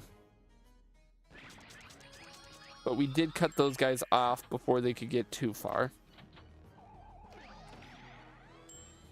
Yep. This is where the vacuum power-up would have been really nice to have here. But you know the saying, you win some, you lose some. We gotta make our way back across the chandeliers there. Luckily, ghosts don't know how to exit the chandeliers, so we can just boost our way up here and cut them off right now. They actually provide a lot for us. They give us a lot of points. Now, we're invincible during the door opening cutscene, so we can just skip right on through here. And this guy's gonna pop out right here. Exactly as planned. Yep. Now we want to eat some of these guys. They don't count towards the ghost counter, but it's a surprise tool that'll help us later, you know? everyone's favorite meme when it comes to speedrunning. Now, there aren't any ghosts in there, and I knew that. I just wanted to open the door to reset the enemy counter so we can get the ghost to show up somewhere more advantageous, you know? But there we go. Now, we should be big enough to open up the second floor. We don't really need to worry about that as of yet. We more just need to get all the ghosts dealt with. But we will go ahead and speed over and open it up, because there could be a few ghosts hiding up there.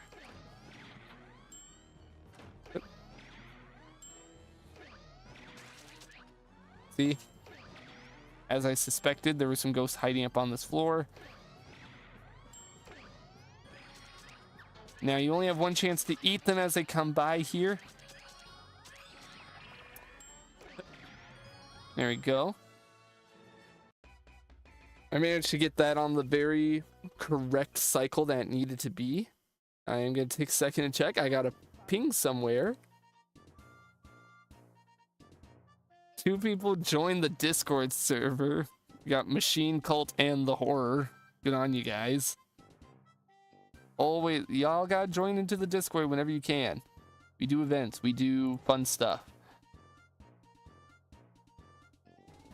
It's giving. Sorry, Twitch was also shouting at me with something. I forgot to stop the timer while I was checking Discord ping. It's fine. See, he's gonna say that he's disappointed. C rank dialogue. It never fails for cutting down on time. Yep. And while we start the next cutscene and skip it and let this play out, I'm gonna get a drink.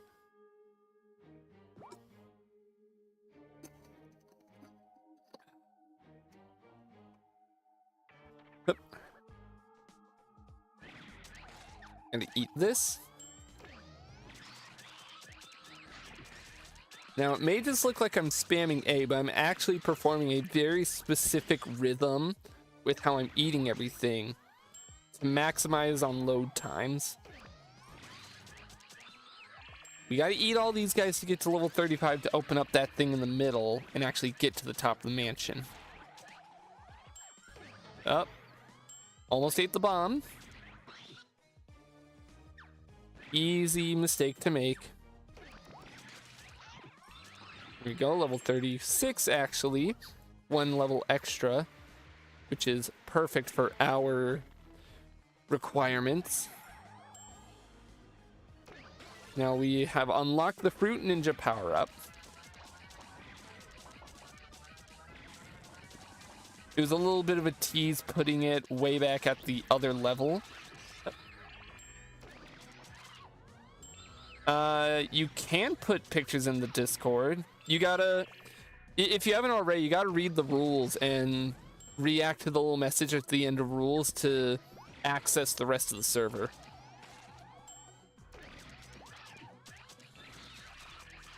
But I mean, at this rate, I don't even know how long the Discord's gonna be up, given the choices Discord as a company has been making. I know we're focusing on having a good time here, just playing Munchables, getting the speedrun and everything. But it is something that I knew I was going to have to bring up in a stream, the whole situation with Discord going on.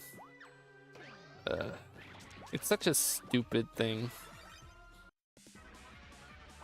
And like, one part of me wants to just hold strong and tell people, cancel your nitros, you know. Discord sucks. We can get them to change their mind on the whole ID verification thing. But another part of me is like, do we even want to stay on Discord if they're willing to do this anyways? If they're so easily willing to just say fuck you guys. I think the worst part about everything going on with Discord right now is that since they've made their mistakes and they said, hey, we're gonna be bad for you, so many Discord alternatives have been coming out of the woodwork, and I'm fine with that. I'm fine with competition. You know, it'll hopefully push Discord to really change for the better. But like at the same time now, everyone's kind of fleeing in different directions from Discord, and it's like, oh, hop on Root, hop on Zulip, hop on fucking Poob. You gotta poob it. No, it's only on Poob. That's how it feels. It happened back when, you know, like Twitter went down the shithole and everyone kind of spread between, oh, hop on Blue Sky, hop on Tumblr, hop on Reddit. No one said hop on Reddit. No one in their right mind would directly say, yeah, let's all go to Reddit. You know what I mean. I'm ranting. We're supposed to be speedrunning. This is at a very low stake part where I can't do a whole lot to maximize time other than get lucky with how enemies want to move around me. We are 2 levels short, so we're going to use this to kind of speed around and quickly get up the last 2 levels needed, hopefully avoiding the bombs, because those bombs can really screw you over. There we go. Grab the vacuum. Ever helpful.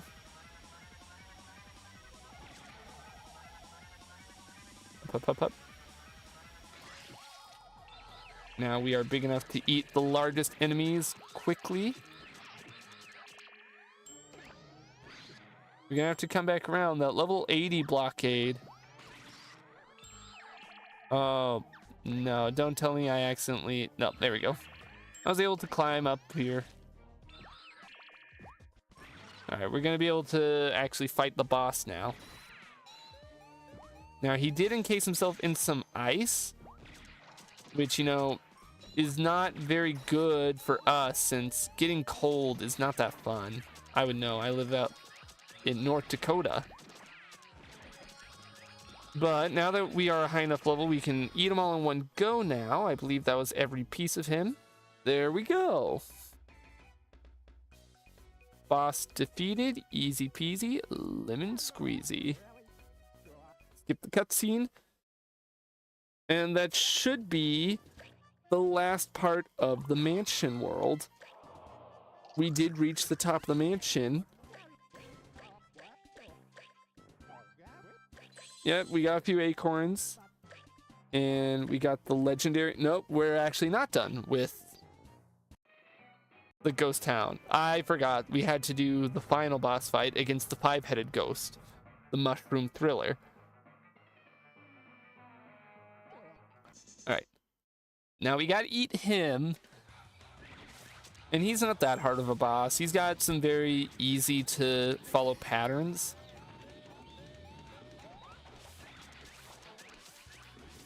It's all just about getting around his large AoE attacks.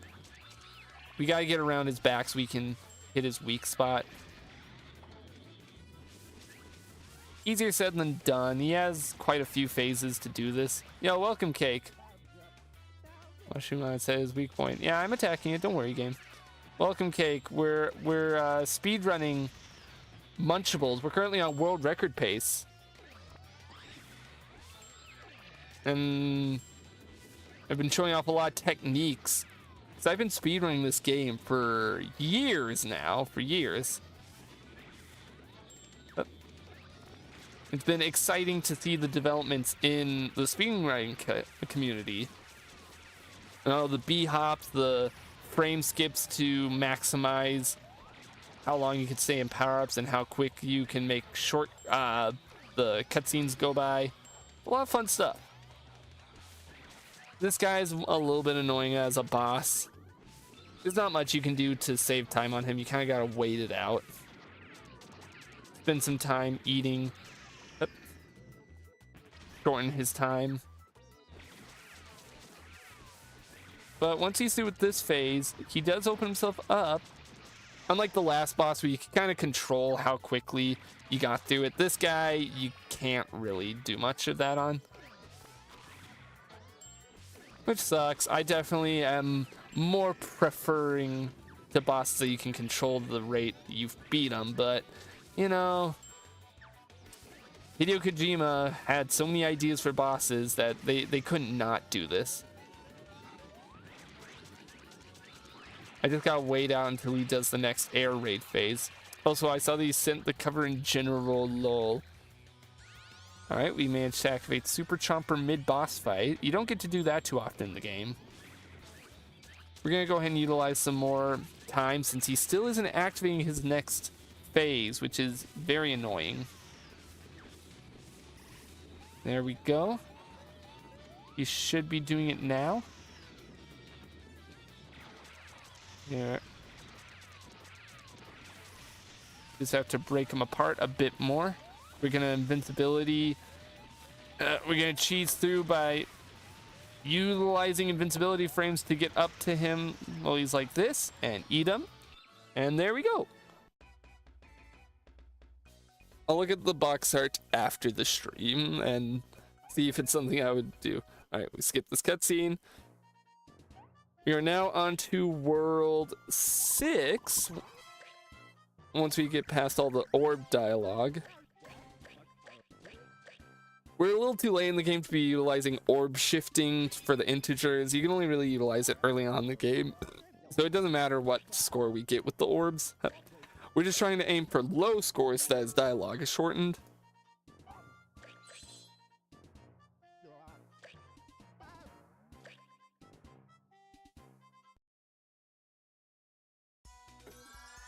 Alright.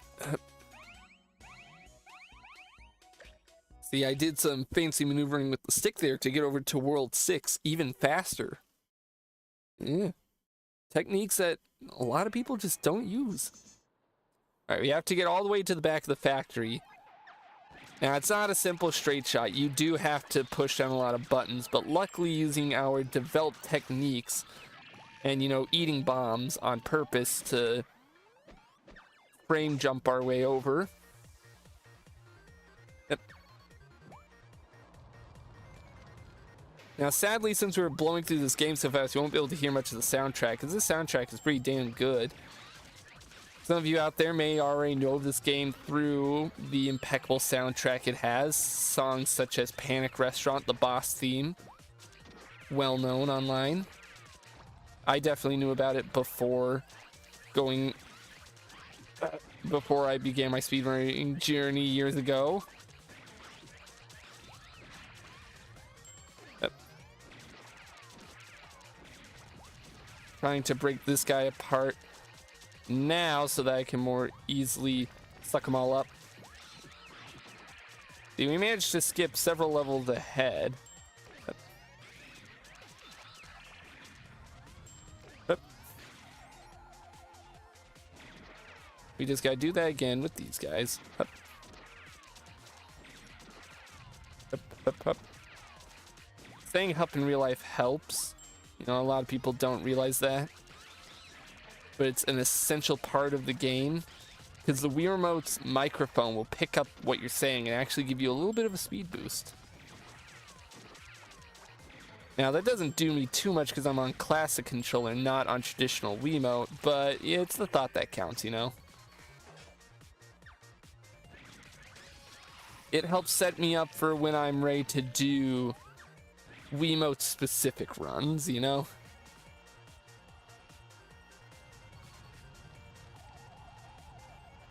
We're going to use the vacuum power-up here in tangent with our normal speedrunning techniques of just going real fast. Now, sadly, we can't actually use the buttons when we are not in normal mode, but as soon as the vacuum mode ends, we can just get out of there. Eat these guys as we run through. We don't really lose too much speed. I'm going to frame buffer a dash attack out of that so I can get through as fast as possible.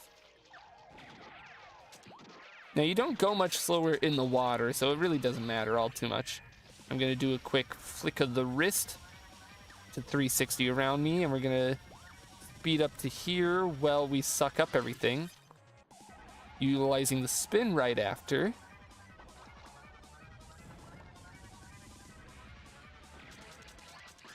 Eat all these guys to level up when we activate the button. The button's a little finicky to hit because it's actually a switch, or because it's actually a spring. Now I'm going to attempt to break through the wall here. I did not, but it's fine because it actually means we can come down here and eat more of these guys on our way back up. You want to be constantly eating. We shipped ourselves to the back of the factory now. See? Now we just have to get through this long... This isn't an auto run section, but it is just a long corridor that you can't skip, sadly. Taking damage doesn't do much. It doesn't waste too much time, so... Your main goal is just going to be... speed, you know? So if you can ignore everything, you can. You should. We have to kill these guys to break down the box wall. But it's fine. We can actually hit them a couple times and then grab the vacuum to suck them all up while they're small. Do this over here and it'll buffer together to get us nice and big.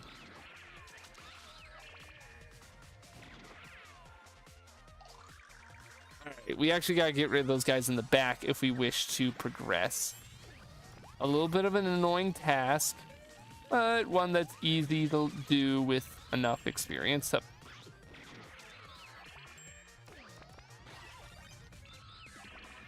in fact, perhaps we'll be able to use the Quake mode. No, we could not.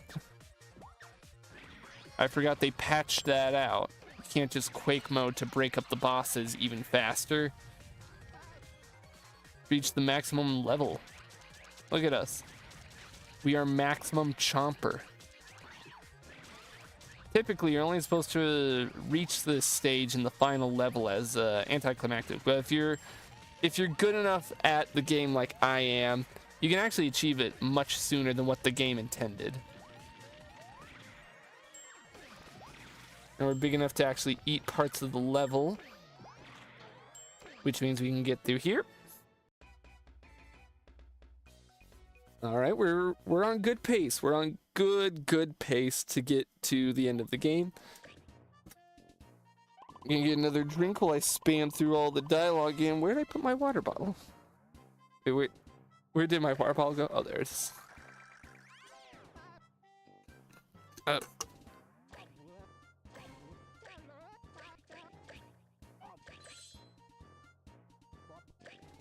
Stay hydrated out there, gamers. What was I talking about a bit ago while speedrunning? I don't care if I blab on a little much about all this because I'll cut it out in the edit later on. We do gotta figure out. I gotta talk with people and try and figure out where are we moving to if Discord goes.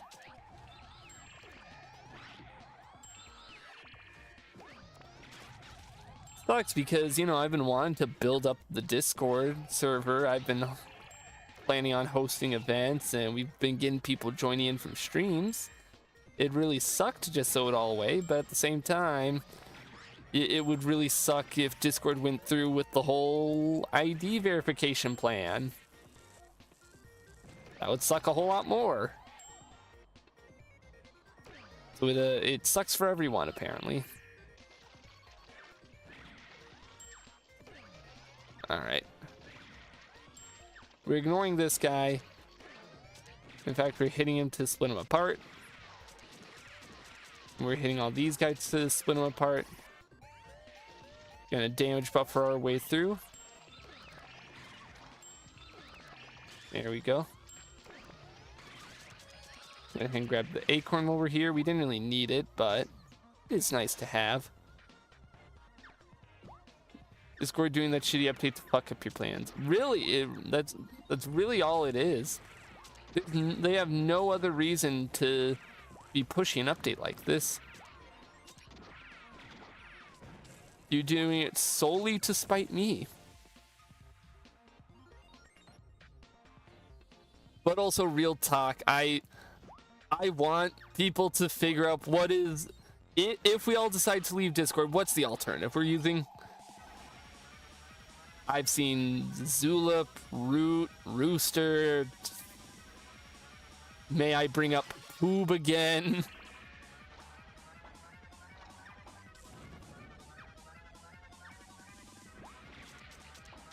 It's not that I'm opposed specifically to the idea of using an alternative. If Discord really does go through with it, I'm fine with that. But we gotta agree, guys. I don't want to set up like 5 different accounts just to keep track and to make sure my community can, you know, keep up with me everywhere. I have a hard enough time telling my community, hey, you know, follow me on Blue Sky so that you can see my updates. Like, oh, why don't you just post to Twitter? Because Twitter fucking sucks. It's all AI porn. I don't want that. It's hard enough to coordinate people towards real social medias, you know? I don't need to be like, all right, you can join on Zulip, you can join on Root, you can join on Poob. I don't know. Poob is always my default answer because that one fuck ass meme from like years ago that has just stayed in my brain. And I need someone to actually make a social media or streaming service called Poob so that I'm justified for constantly referencing it. Because I don't quite feel justified.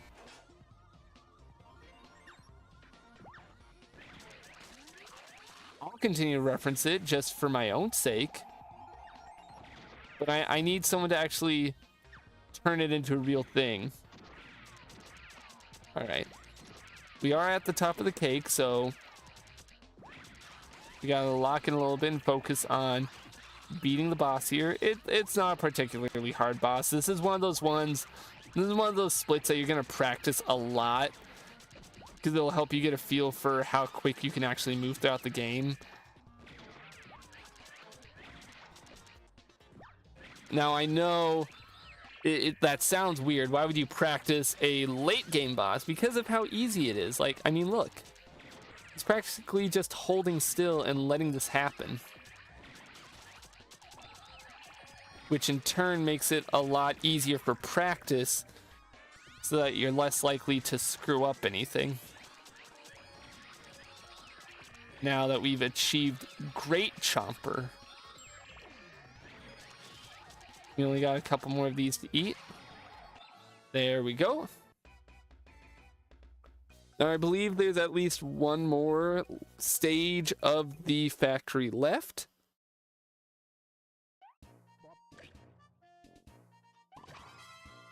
We got a new record of ores, which I really didn't want to do because he has such a long dialogue during the A rank. But it's fine. Okay, we got one more stage of the factory to do, which is the boss fight on top with Mr. Big Choco. Mr. Big, everyone's favorite boss fight in the speedrun community. Now we do have, this is very similar to the Great Grapey boss fight where you have to knock back randomly assigned attacks. It's a little more bearable given the chocolate is at least a little more signal to where it's gonna go. You know, in Great Grapey's fight, a lot of his attacks were pure random RNG. You had no way of actually predicting where they were gonna go. This one, it is telegraphed to you a lot better.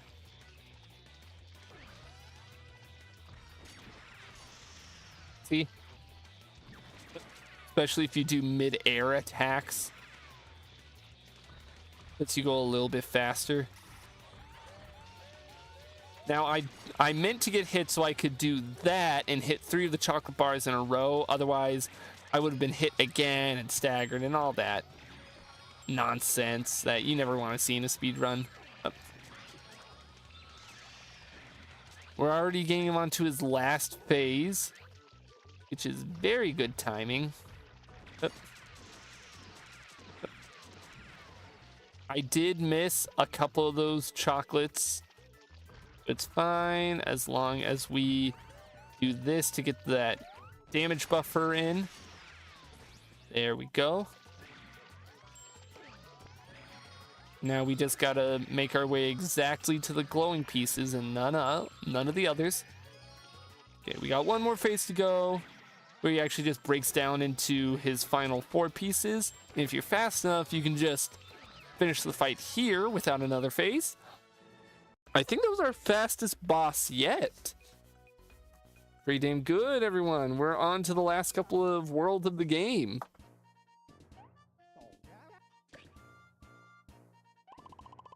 All right. He's going to be disappointed, and that's good for us.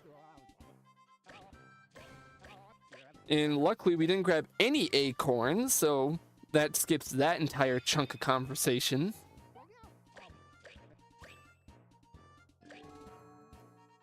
Now we're on to the last 2 worlds, I believe. That was world 6. There's 2 more worlds left. Mount Brim is world 7. And luckily, we don't have to do any world map nonsense to get to it easier. I skipped the cutscenes because we all know how the story goes. We all know it. Don't even need to bother. We know that the grandpa's great evil backstory and that he actually plans to betray us, but for now we have to keep chomping. Sorry for spoilers. If you haven't played the game before, I don't know why you'd be watching a speedrun attempt of it. Like, geez. If you are worried about spoilers, just close your eyes. Keep the tab open so that I still get the views, but just close your eyes. Because, you know, it's very appreciated that I still get the views for all the hard work I'm putting in to achieve the speedrun. Now, I want to get rid of this guy now. It'll give us a lot of points, and it can let us tank through the rest of the stage a lot faster. See, we're already at level 10. Far earlier than what the game intended. We even cleared through that mini boss. I don't know anything about this game, but I like your streams. Well, thank you. I know everything about this game since I've been playing it for years and I hold the 2nd world record of it, and I'm aiming for 1st place. I wanted to eat all these guys to get a bit of a buffer on how big we get. Because we need to get to the top ASAP. Good luck, thank you. Gonna eat a bit on our way here. We can ignore these guys, they're not that big of a threat. You can just kind of boost up here. It just completely fries their AI if you go up on top of that hill. And we're gonna break apart one of these guys because as soon as we get to level 16, we can just blow through them much faster. Gonna dash and super eat. Hup, hup, hup. We want to get high enough that we can just ignore most of the enemies where we can and just focus on progressing up the mountain. Easier said than done. But I am easy at saying things. Now I'm doing some pretty fast movement here to get on these water geysers, the literal frame that they're available. It's okay if you can't keep up with everything going on screen. I'm gonna utilize the vacuum power up here. It's not too good because if we were a level higher, we could have sucked up all the caterpillars too, but it's fine. We managed to buffer through that guy, and we actually need to step back out to get just a little bit more levels. Not that difficult, especially since we saved these enemies here. We just need to get to level 30, which should be now. There we go. The collision on the door is a little janky. Everyone in the community knows it. That's fine, because we can... Oh. We did miss that. That was a little bit of a risky move. And I am definitely going to go for it anyways, despite knowing the risk. And I missed it again. We're going to only go for a third time, because if we do it any more than that, we're definitely going to lose time. There we go. Hit it correctly that time. Gotta have to crab claw your controller for some of these jumps so you can quickly press attack and jump at the same time. Now we do have to earn up a little more strength. Luckily, they put all these enemies here to eat to give you an easier time. Isn't that just wonderful of them?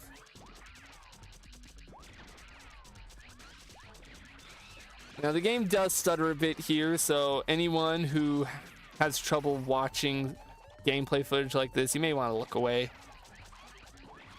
It can't be helped. The carrots are going to be one-shots, and now we are up to level 42. Eat through the door. Get out here. You can just ignore all these guys and jump up here. Up. We want to get up to 45 so we can more easily eat the snowmen. Which we should now be at. Yep, there we go. Gonna damage buffer through him to eat him from the inside out. And we actually tricked two of those guys into running into each other. There we go. We should be nearing the end of the level here. Yep, here we go. Right on time. We are on the 2-hour mark. We're just a bit past 2 hours here.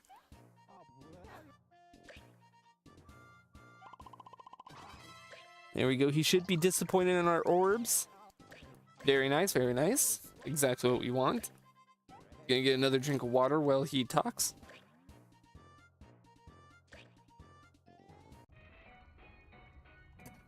Now we're getting into the part where I gotta do a lot of very fast, quick movements here. As you can see, it's actually an escape segment here. This whole part was actually really encouraged to be speedran, even though you need to still level up to hit buttons. Which doesn't make too much sense, but, you know, Game Freak have a lot of ideas going on. You kind of just have to trust the process of how the game's gonna go. It's gonna be beneficial if we actually eat a bunch now to go ahead and level up the necessary amount for future buttons. Including this last guy, who definitely deserves death. I mean, just look at his face. Now, we are cutting a little close with the lava coming up. But I think we'll be just fine if we spend a little bit of time here. Not much. If we spend too much time, then it's cooked, and the run would have all been for nothing. But because I'm spacing out my chomps appropriately, I'm able to very quickly reach Super Chomper form. Up. Catch that guy. Eat these three and get up to 90 right away. Good to see, good to see.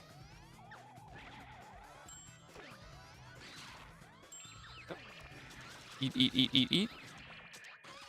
Get up to 93. Possibly even 94, yes. We're almost to the top. In theory, if we can get to level 100 here quick, we can just sequence break right on the way through, especially since we have great Chomper. Now, I did accidentally bump into an enemy there and did it twice. But we are now more than high enough level to deal with all these guys, and we'll go ahead and just take care of them now. Save time for later. I'm definitely not just saying a bunch of random shit. There we go. There we go. It's going to be better if we clear them out now. We're way ahead of the lava now. We're on very good pace. Now, it does look like it's catching up. but it's fine. The pirate leader is barely ahead of us number-wise, so we've now hit Ultimate Chomper. Again, these forms are saved towards the end of the game to kind of hype you up, and the fact that we're achieving them so quickly really proves how much we're breaking the game at this point with speed. I did fall into the lava, but that was intentional to sequence break again. We're gonna lose some time there. I promise it was all intentional to redo the entire level because I accidentally slipped and fell off the edge. It's fine. It's true. It's well and truly fine.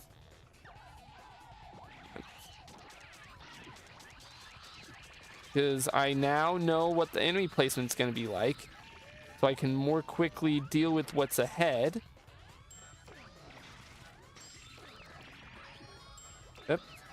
Plan for the future part of the level. Eat this. We want to combine dashes and chomps to climb up and still be able to eat as quickly as the game is asking us to. Actually, quicker than what the game is asking us to. Super Chomper right before the segment that we were supposed to get him on. Hup. I hope with as repetitive as I'm being, this is making for good background noise at the very least. But then again, the game itself is kind of being a little repetitive here, so that's more on it than me. Hup. Keep these guys so that we can speed along up here. Now we're more than high enough level to get on to the last segment. The boss is going to be right up ahead here. He's not that big of an issue,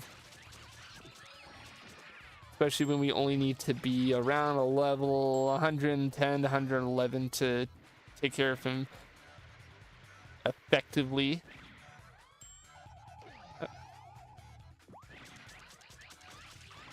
We can make up the difference right here and now. There we go. Great Chomper. Now we did not activate Ultimate Chomper, you may have noticed, and that's actually completely fine since we're able to get through this much faster than what the game wanted me to. I perfectly timed throwing that meal at him right as I went for the bite to skip his death animation. Oh. Now we gotta be careful not to jump off again. There we go. We actually cleared the level a lot faster that time around, so overall, it wasn't a bad thing that we had to restart it. Now we move on to the boss fight. Final boss of World 7. Now, there was no way to avoid getting that many orbs since the whole level required you to keep eating.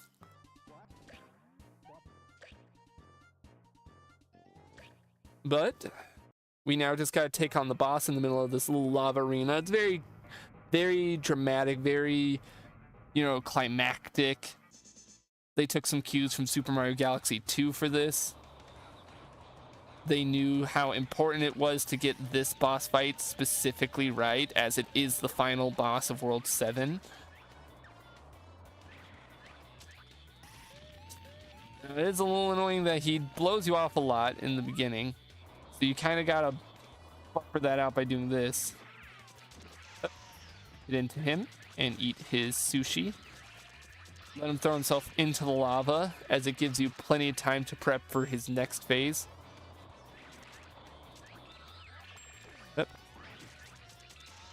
Hit him again, where he will do the exact same move.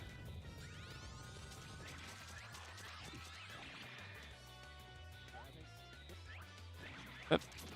Now this is very similar to traditional sumo fights where you have to knock your opponent into the boiling hot lava. I myself, I watch a lot of sumo, so, you know, I knew that going into this. Similar to the fish boss fight, we can actually control the speed of this fight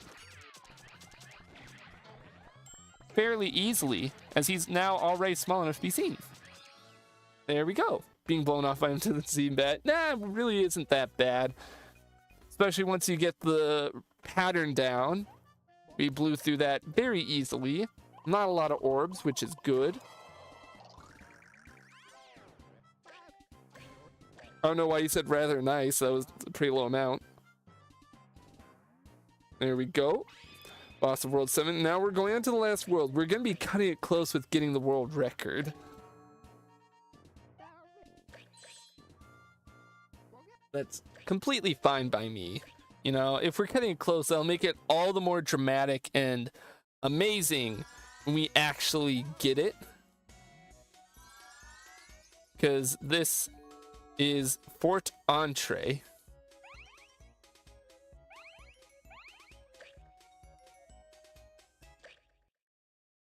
Which is the final world in the game. All right. So here, it's all going to come down to this. We got to escape from the spaceship. It requires us to eat a lot of normal food. You'll notice that this food isn't actually moving around like the other food. That's because the other food that we've been eating throughout the game is actually now light bulbs for whatever reason. I'm not quite sure why or how. I mean, you could eat a light bulb if you really wanted to. I'm not going to stop you. We have to refight a lot of bosses from earlier on in the game, which could be seen as annoying, especially when they have fights like this. But it's actually quite easy to cheese if you just jump around him and shoot him. Especially if you can get up to level 104. Easily blow through him. There we go. I meant to pause that to kind of buffer out what was going to happen next. We want to whack him just a couple times. We're already at level 107, so it'll be rather quick to get high enough to do this. Grab him and dash back. We're going very quick with this. Back up to the fish. This guy was a bit of a pain on his initial arena, but since he's no longer in the water, he's actually a lot easier to deal with. Little did you know that fish don't do well on land. Not many people know that.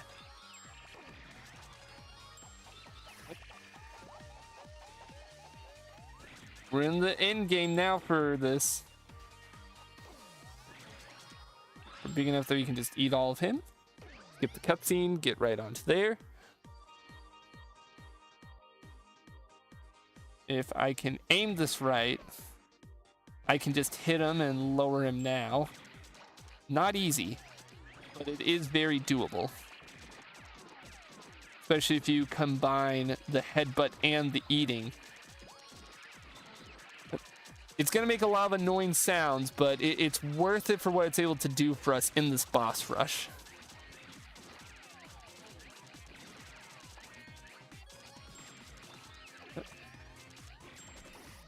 Now we took a little bit of damage. It's all manageable damage. Because we really are just tricking them into flying close together so we can get to this size. And therefore not quite be big enough to eat him. Slight miscalculation, but there we go. We're almost through. I can't walk my fish on a leash. No, I'm sorry that this is how you have to learn. But it's just, it's how it is in the world, you know. Now this guy is annoying, as we saw from last time, because his ice thing just really can push through. But you can actually eat the ice and gain a lot of level just right away. Don't ask me how that works. No, it's a trade secret from speedrunners only. Up, up, up. We're just kind of trying to get up to level 250 so we can easily get through these guys, which we should reach any second now. Okay, we didn't quite reach, but we can eat all of these guys now. There we go. A quiet game. I know I've reached the maximum level. I know I'm really great. That's why it stopped bouncing. And you gotta put a little bit of rubber on them. Up. Up, up, up. As you can see, I'm doing the same technique of combining eating and headbutting to quickly make way through the boss. A little bit of manageable damage.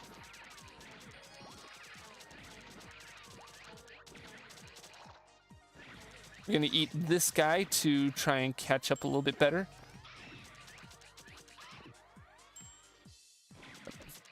If we throw a meal at him when he's tired,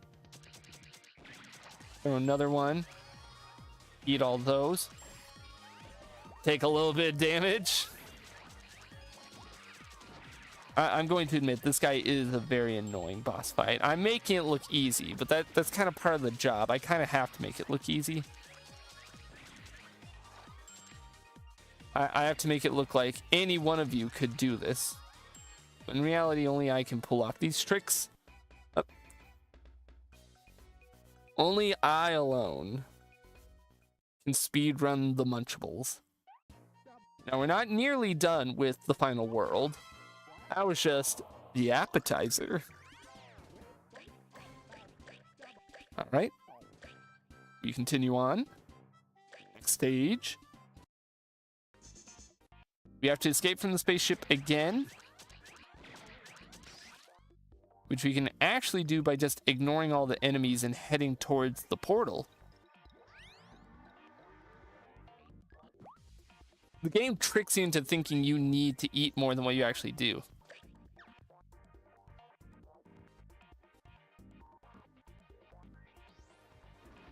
And we're back at the first boss. We now have a real boss rush where we have to refight all of the previous bosses from last time.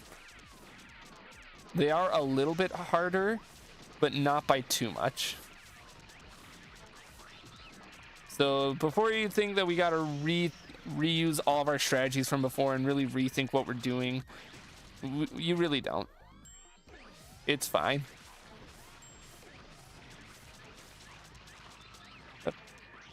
In fact, with him, it's all about just waiting till he's tired and hit him on the butt over and over. We can eat all of the little discarded shreds he leaves behind to quickly gain level to try and offset with what we're dealing damage on him. Now, it's only going to take one more cycle for him to go down. We're going to go ahead and dash in here to get this the moment we can. Eat him immediately.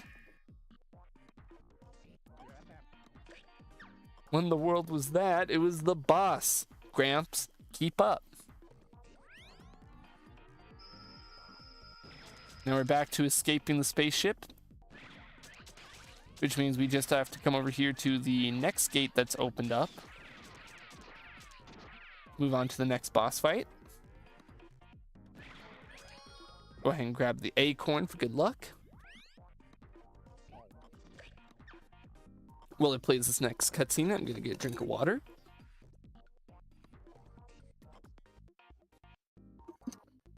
Now, even though we're gonna be done with the speedrun soon, okay. See, this is the one I was talking about with all that RNG with the grapes. But now that I've learned how to better manipulate RNG, it's not that bad. We'll end the stream as soon as we're done with the speedrun because I'm actually quite tired tonight and it'll allow me to rest up for tomorrow's crash stream. There we go. We managed to bounce off multiple grapes at once. We're going to dash over here because we got to get these guys taken care of to move on to the next phase. Now, luckily, since we're in space, his grape attacks don't actually do as much as they did before. So it's actually a lot easier than his first fight. See, we're moving through it a lot faster than we did earlier. Because grapes don't do well in outer space. They don't teach you that at the grocery store. You only learn that kind of stuff speedrunning the Munchables. It's amazing what you can learn, you know?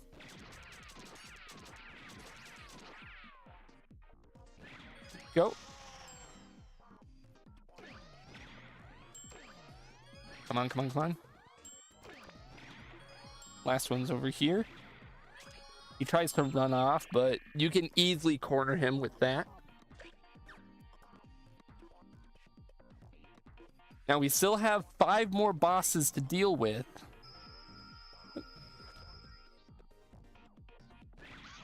But since they are just easier retreads of earlier boss fights, it's not something you gotta worry about too heavily.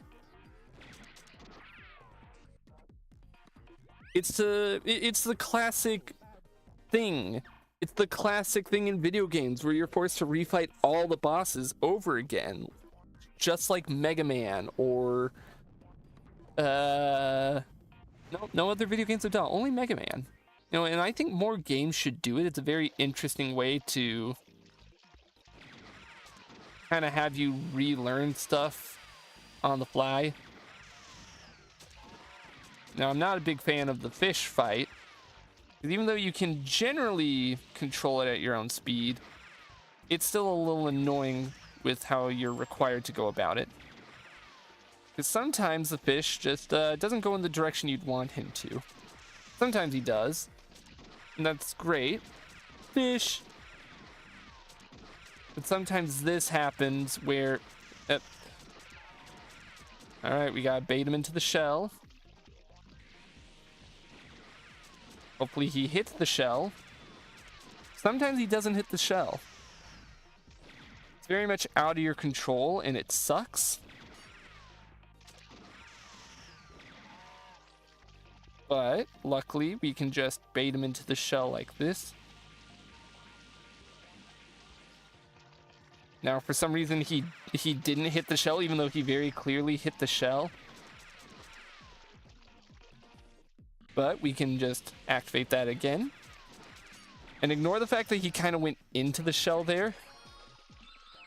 So all that matters is that he hit it. I wish I knew who Don Onion was. But that was only in the DLC, which you don't need a speed run. Oh, I accidentally hit that a little early. I'm gonna zoom over here to the next port gate. A lot of people will be amazed when you tell them that the Munchables on Wii was the first Nintendo game to have DLC. They never believe you. You know, they'll always pull out like, oh, Mario Kart 8 Deluxe or Luigi's Mansion or whatever. It's like, no, it was Munchables on Wii. They don't like that fact.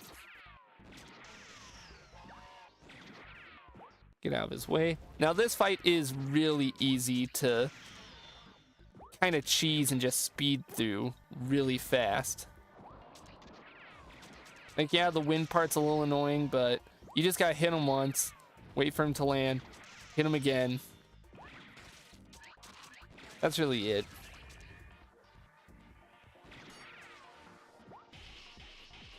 He does that, but it's so easy to dodge. This genuinely might be the easiest boss fight.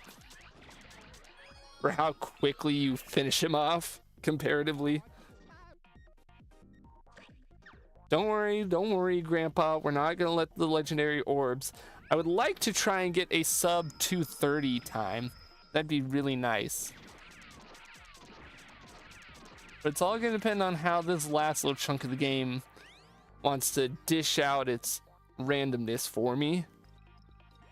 Especially when we're gonna have bugs like that where it freezes up when we step on the teleport. I need this game to load faster. But we're near the end. I'm not a fan of the mushroom fight.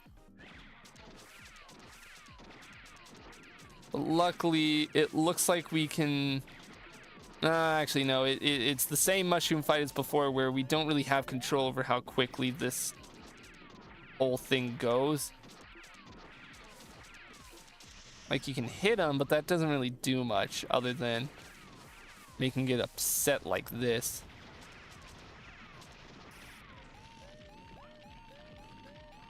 I would very much like to hit that game. I don't know why you didn't let me.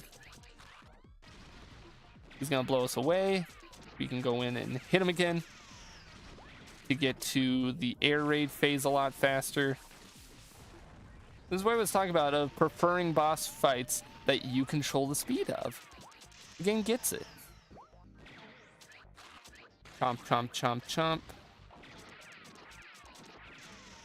Hit him to immediately activate the air raid again.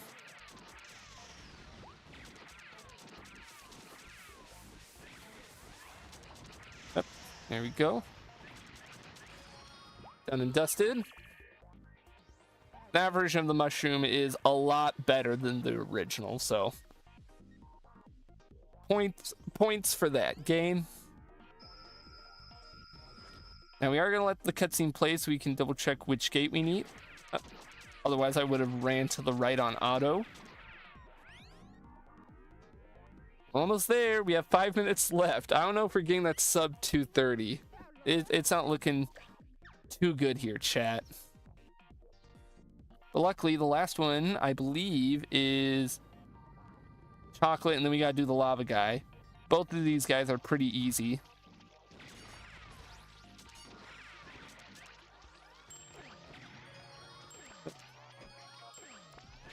It's all about just speeding around the arena to grab these. All right, game. Come on.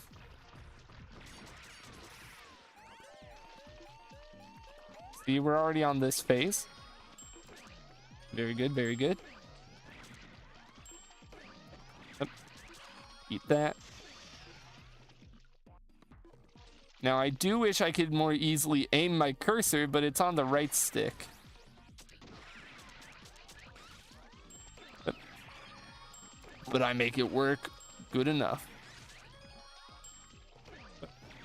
There we go. We can get back to the center here. We can easily get these guys. All right, all we have left now is the sumo guy. Come on, come on, come on. We can do it, chat. We can break the world record on Munchables for Wii.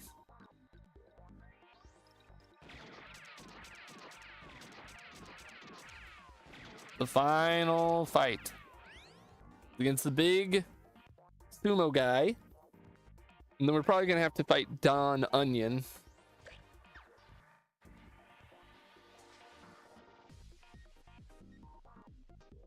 Come on.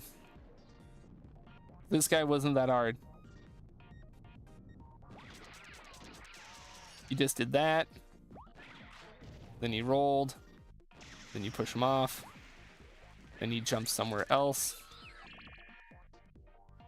which is there. Then you hit him. Then he rolls.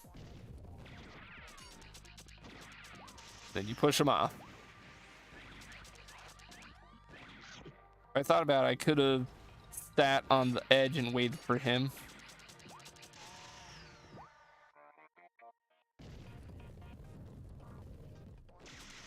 There we go. Perfectly cycled that. Perfectly cycled that. See that? We hit him on every single frame that he was available to hit. It's impressive. Never seen a sushi fight go that quickly. Now we can just fall through the hole and head back home. All right.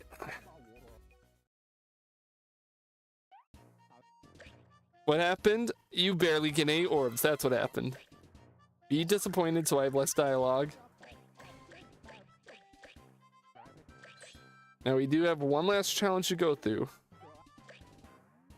The final level of the game. We're not hitting that sub 230 time, sadly. But at least we can still go for a sub 240.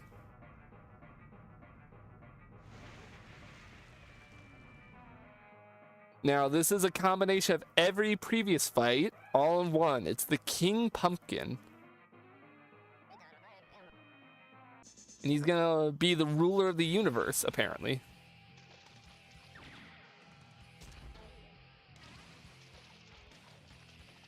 Don't worry, I'll figure this out. It's a very dramatic fight. I was not supposed to hit the missiles back. I thought it was going to be like the chocolate guy. Shoot him back. So, how do I hit him back? Do I wait for him to be open like this? I need to somehow open up his dome. Not like that. Use the islands to break the barrier. I'm trying, game.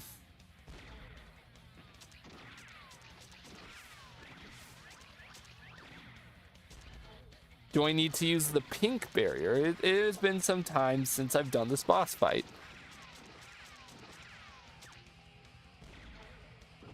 Yes, that's all I had to do. Press B to hit the legendary in its mouth. I'm so glad the camera covered up everything that was going on.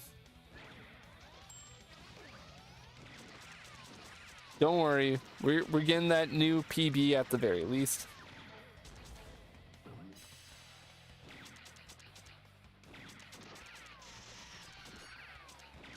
I'm glad that this final boss is relatively kind of easy.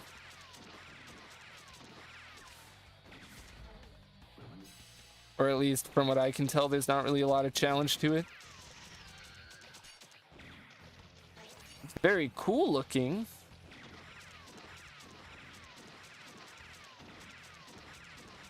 But it's not really that hard. Especially when I can just kind of spam my dash attack to get over here easily.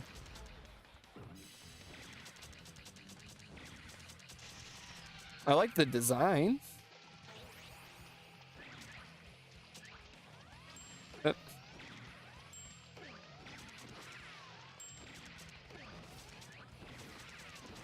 But it's kind of just go to each island, fire off at him, and then wail on him when he's open, because he opens up automatically when you fire on him. So I'm kind of just left in here like, what's the challenge? I suppose maybe a real challenge would be to try and come back and do it while also getting as many meals as you can. Oh, wrong way. Last one's over here. There we go.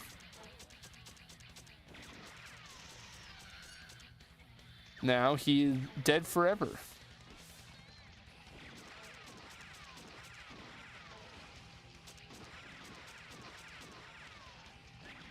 Never mind, he's not. We have to still go in and whack him in the mouth. He's slowly dying. It's not gonna take long.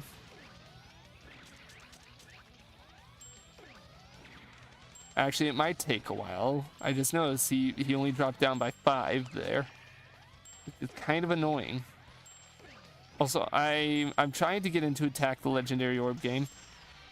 There we go. Oh yeah, that time he only went down by 2, but I'm also growing fast, so.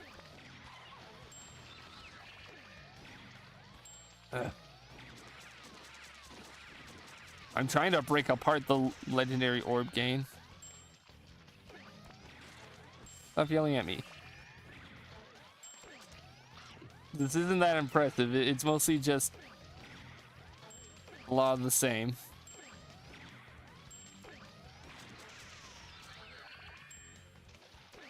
I like how it is conceptually, but it is just kind of eh.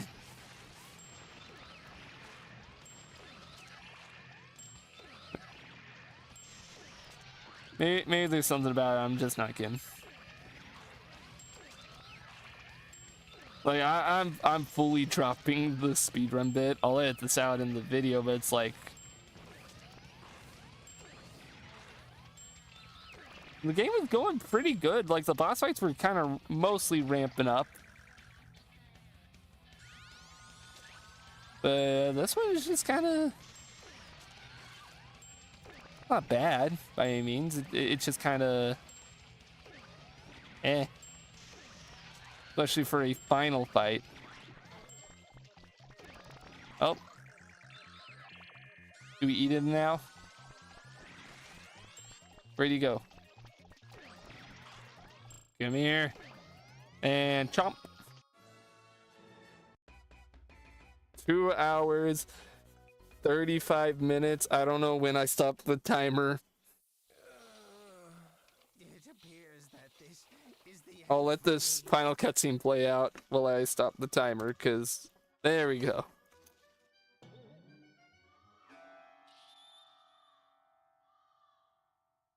Unless this isn't like the end of the game.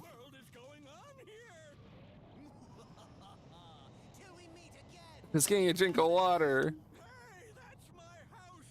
What do you think you're doing? Come back here. You'll never be able to catch me. Huh? Where did you two come from? I do quite like the design of the Munchables. I also assume that the old man has some connection to Don Onion, even though I skipped the cutscene. We did it. We beat the game.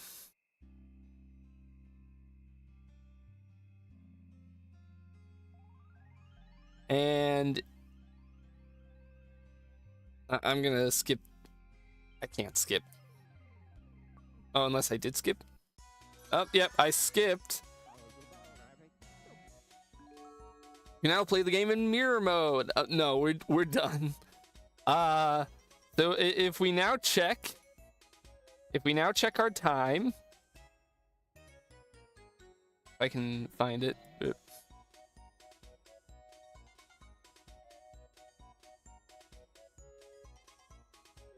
Hang on, let me pull up the time. If I were to retime this as an actual speedrun, our time would probably be set 8th place, I guess.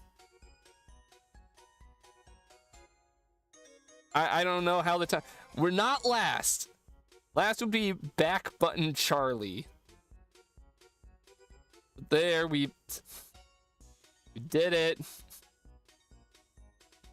Pretty good game. It is genuinely pretty good. Like solid. I don't even know how I would rank it. It's just pretty good. I'm just admittedly... Oh, go outside. Closet? Wait, we have accessories? Wait, Robo... How long was Robo an option? How long did I have Robo as an option? Oh. Great Elder's Lesson. Oh, that's the tutorial world. Now I kind of just want to look at what accessories, if any, do I have, since I barely collected.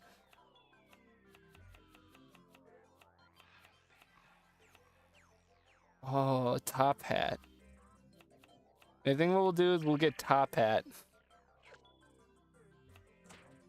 Quit the game, return to the title screen, view the results for cleared stages, watch movies. Yeah, I think we're gonna call it here. Good game.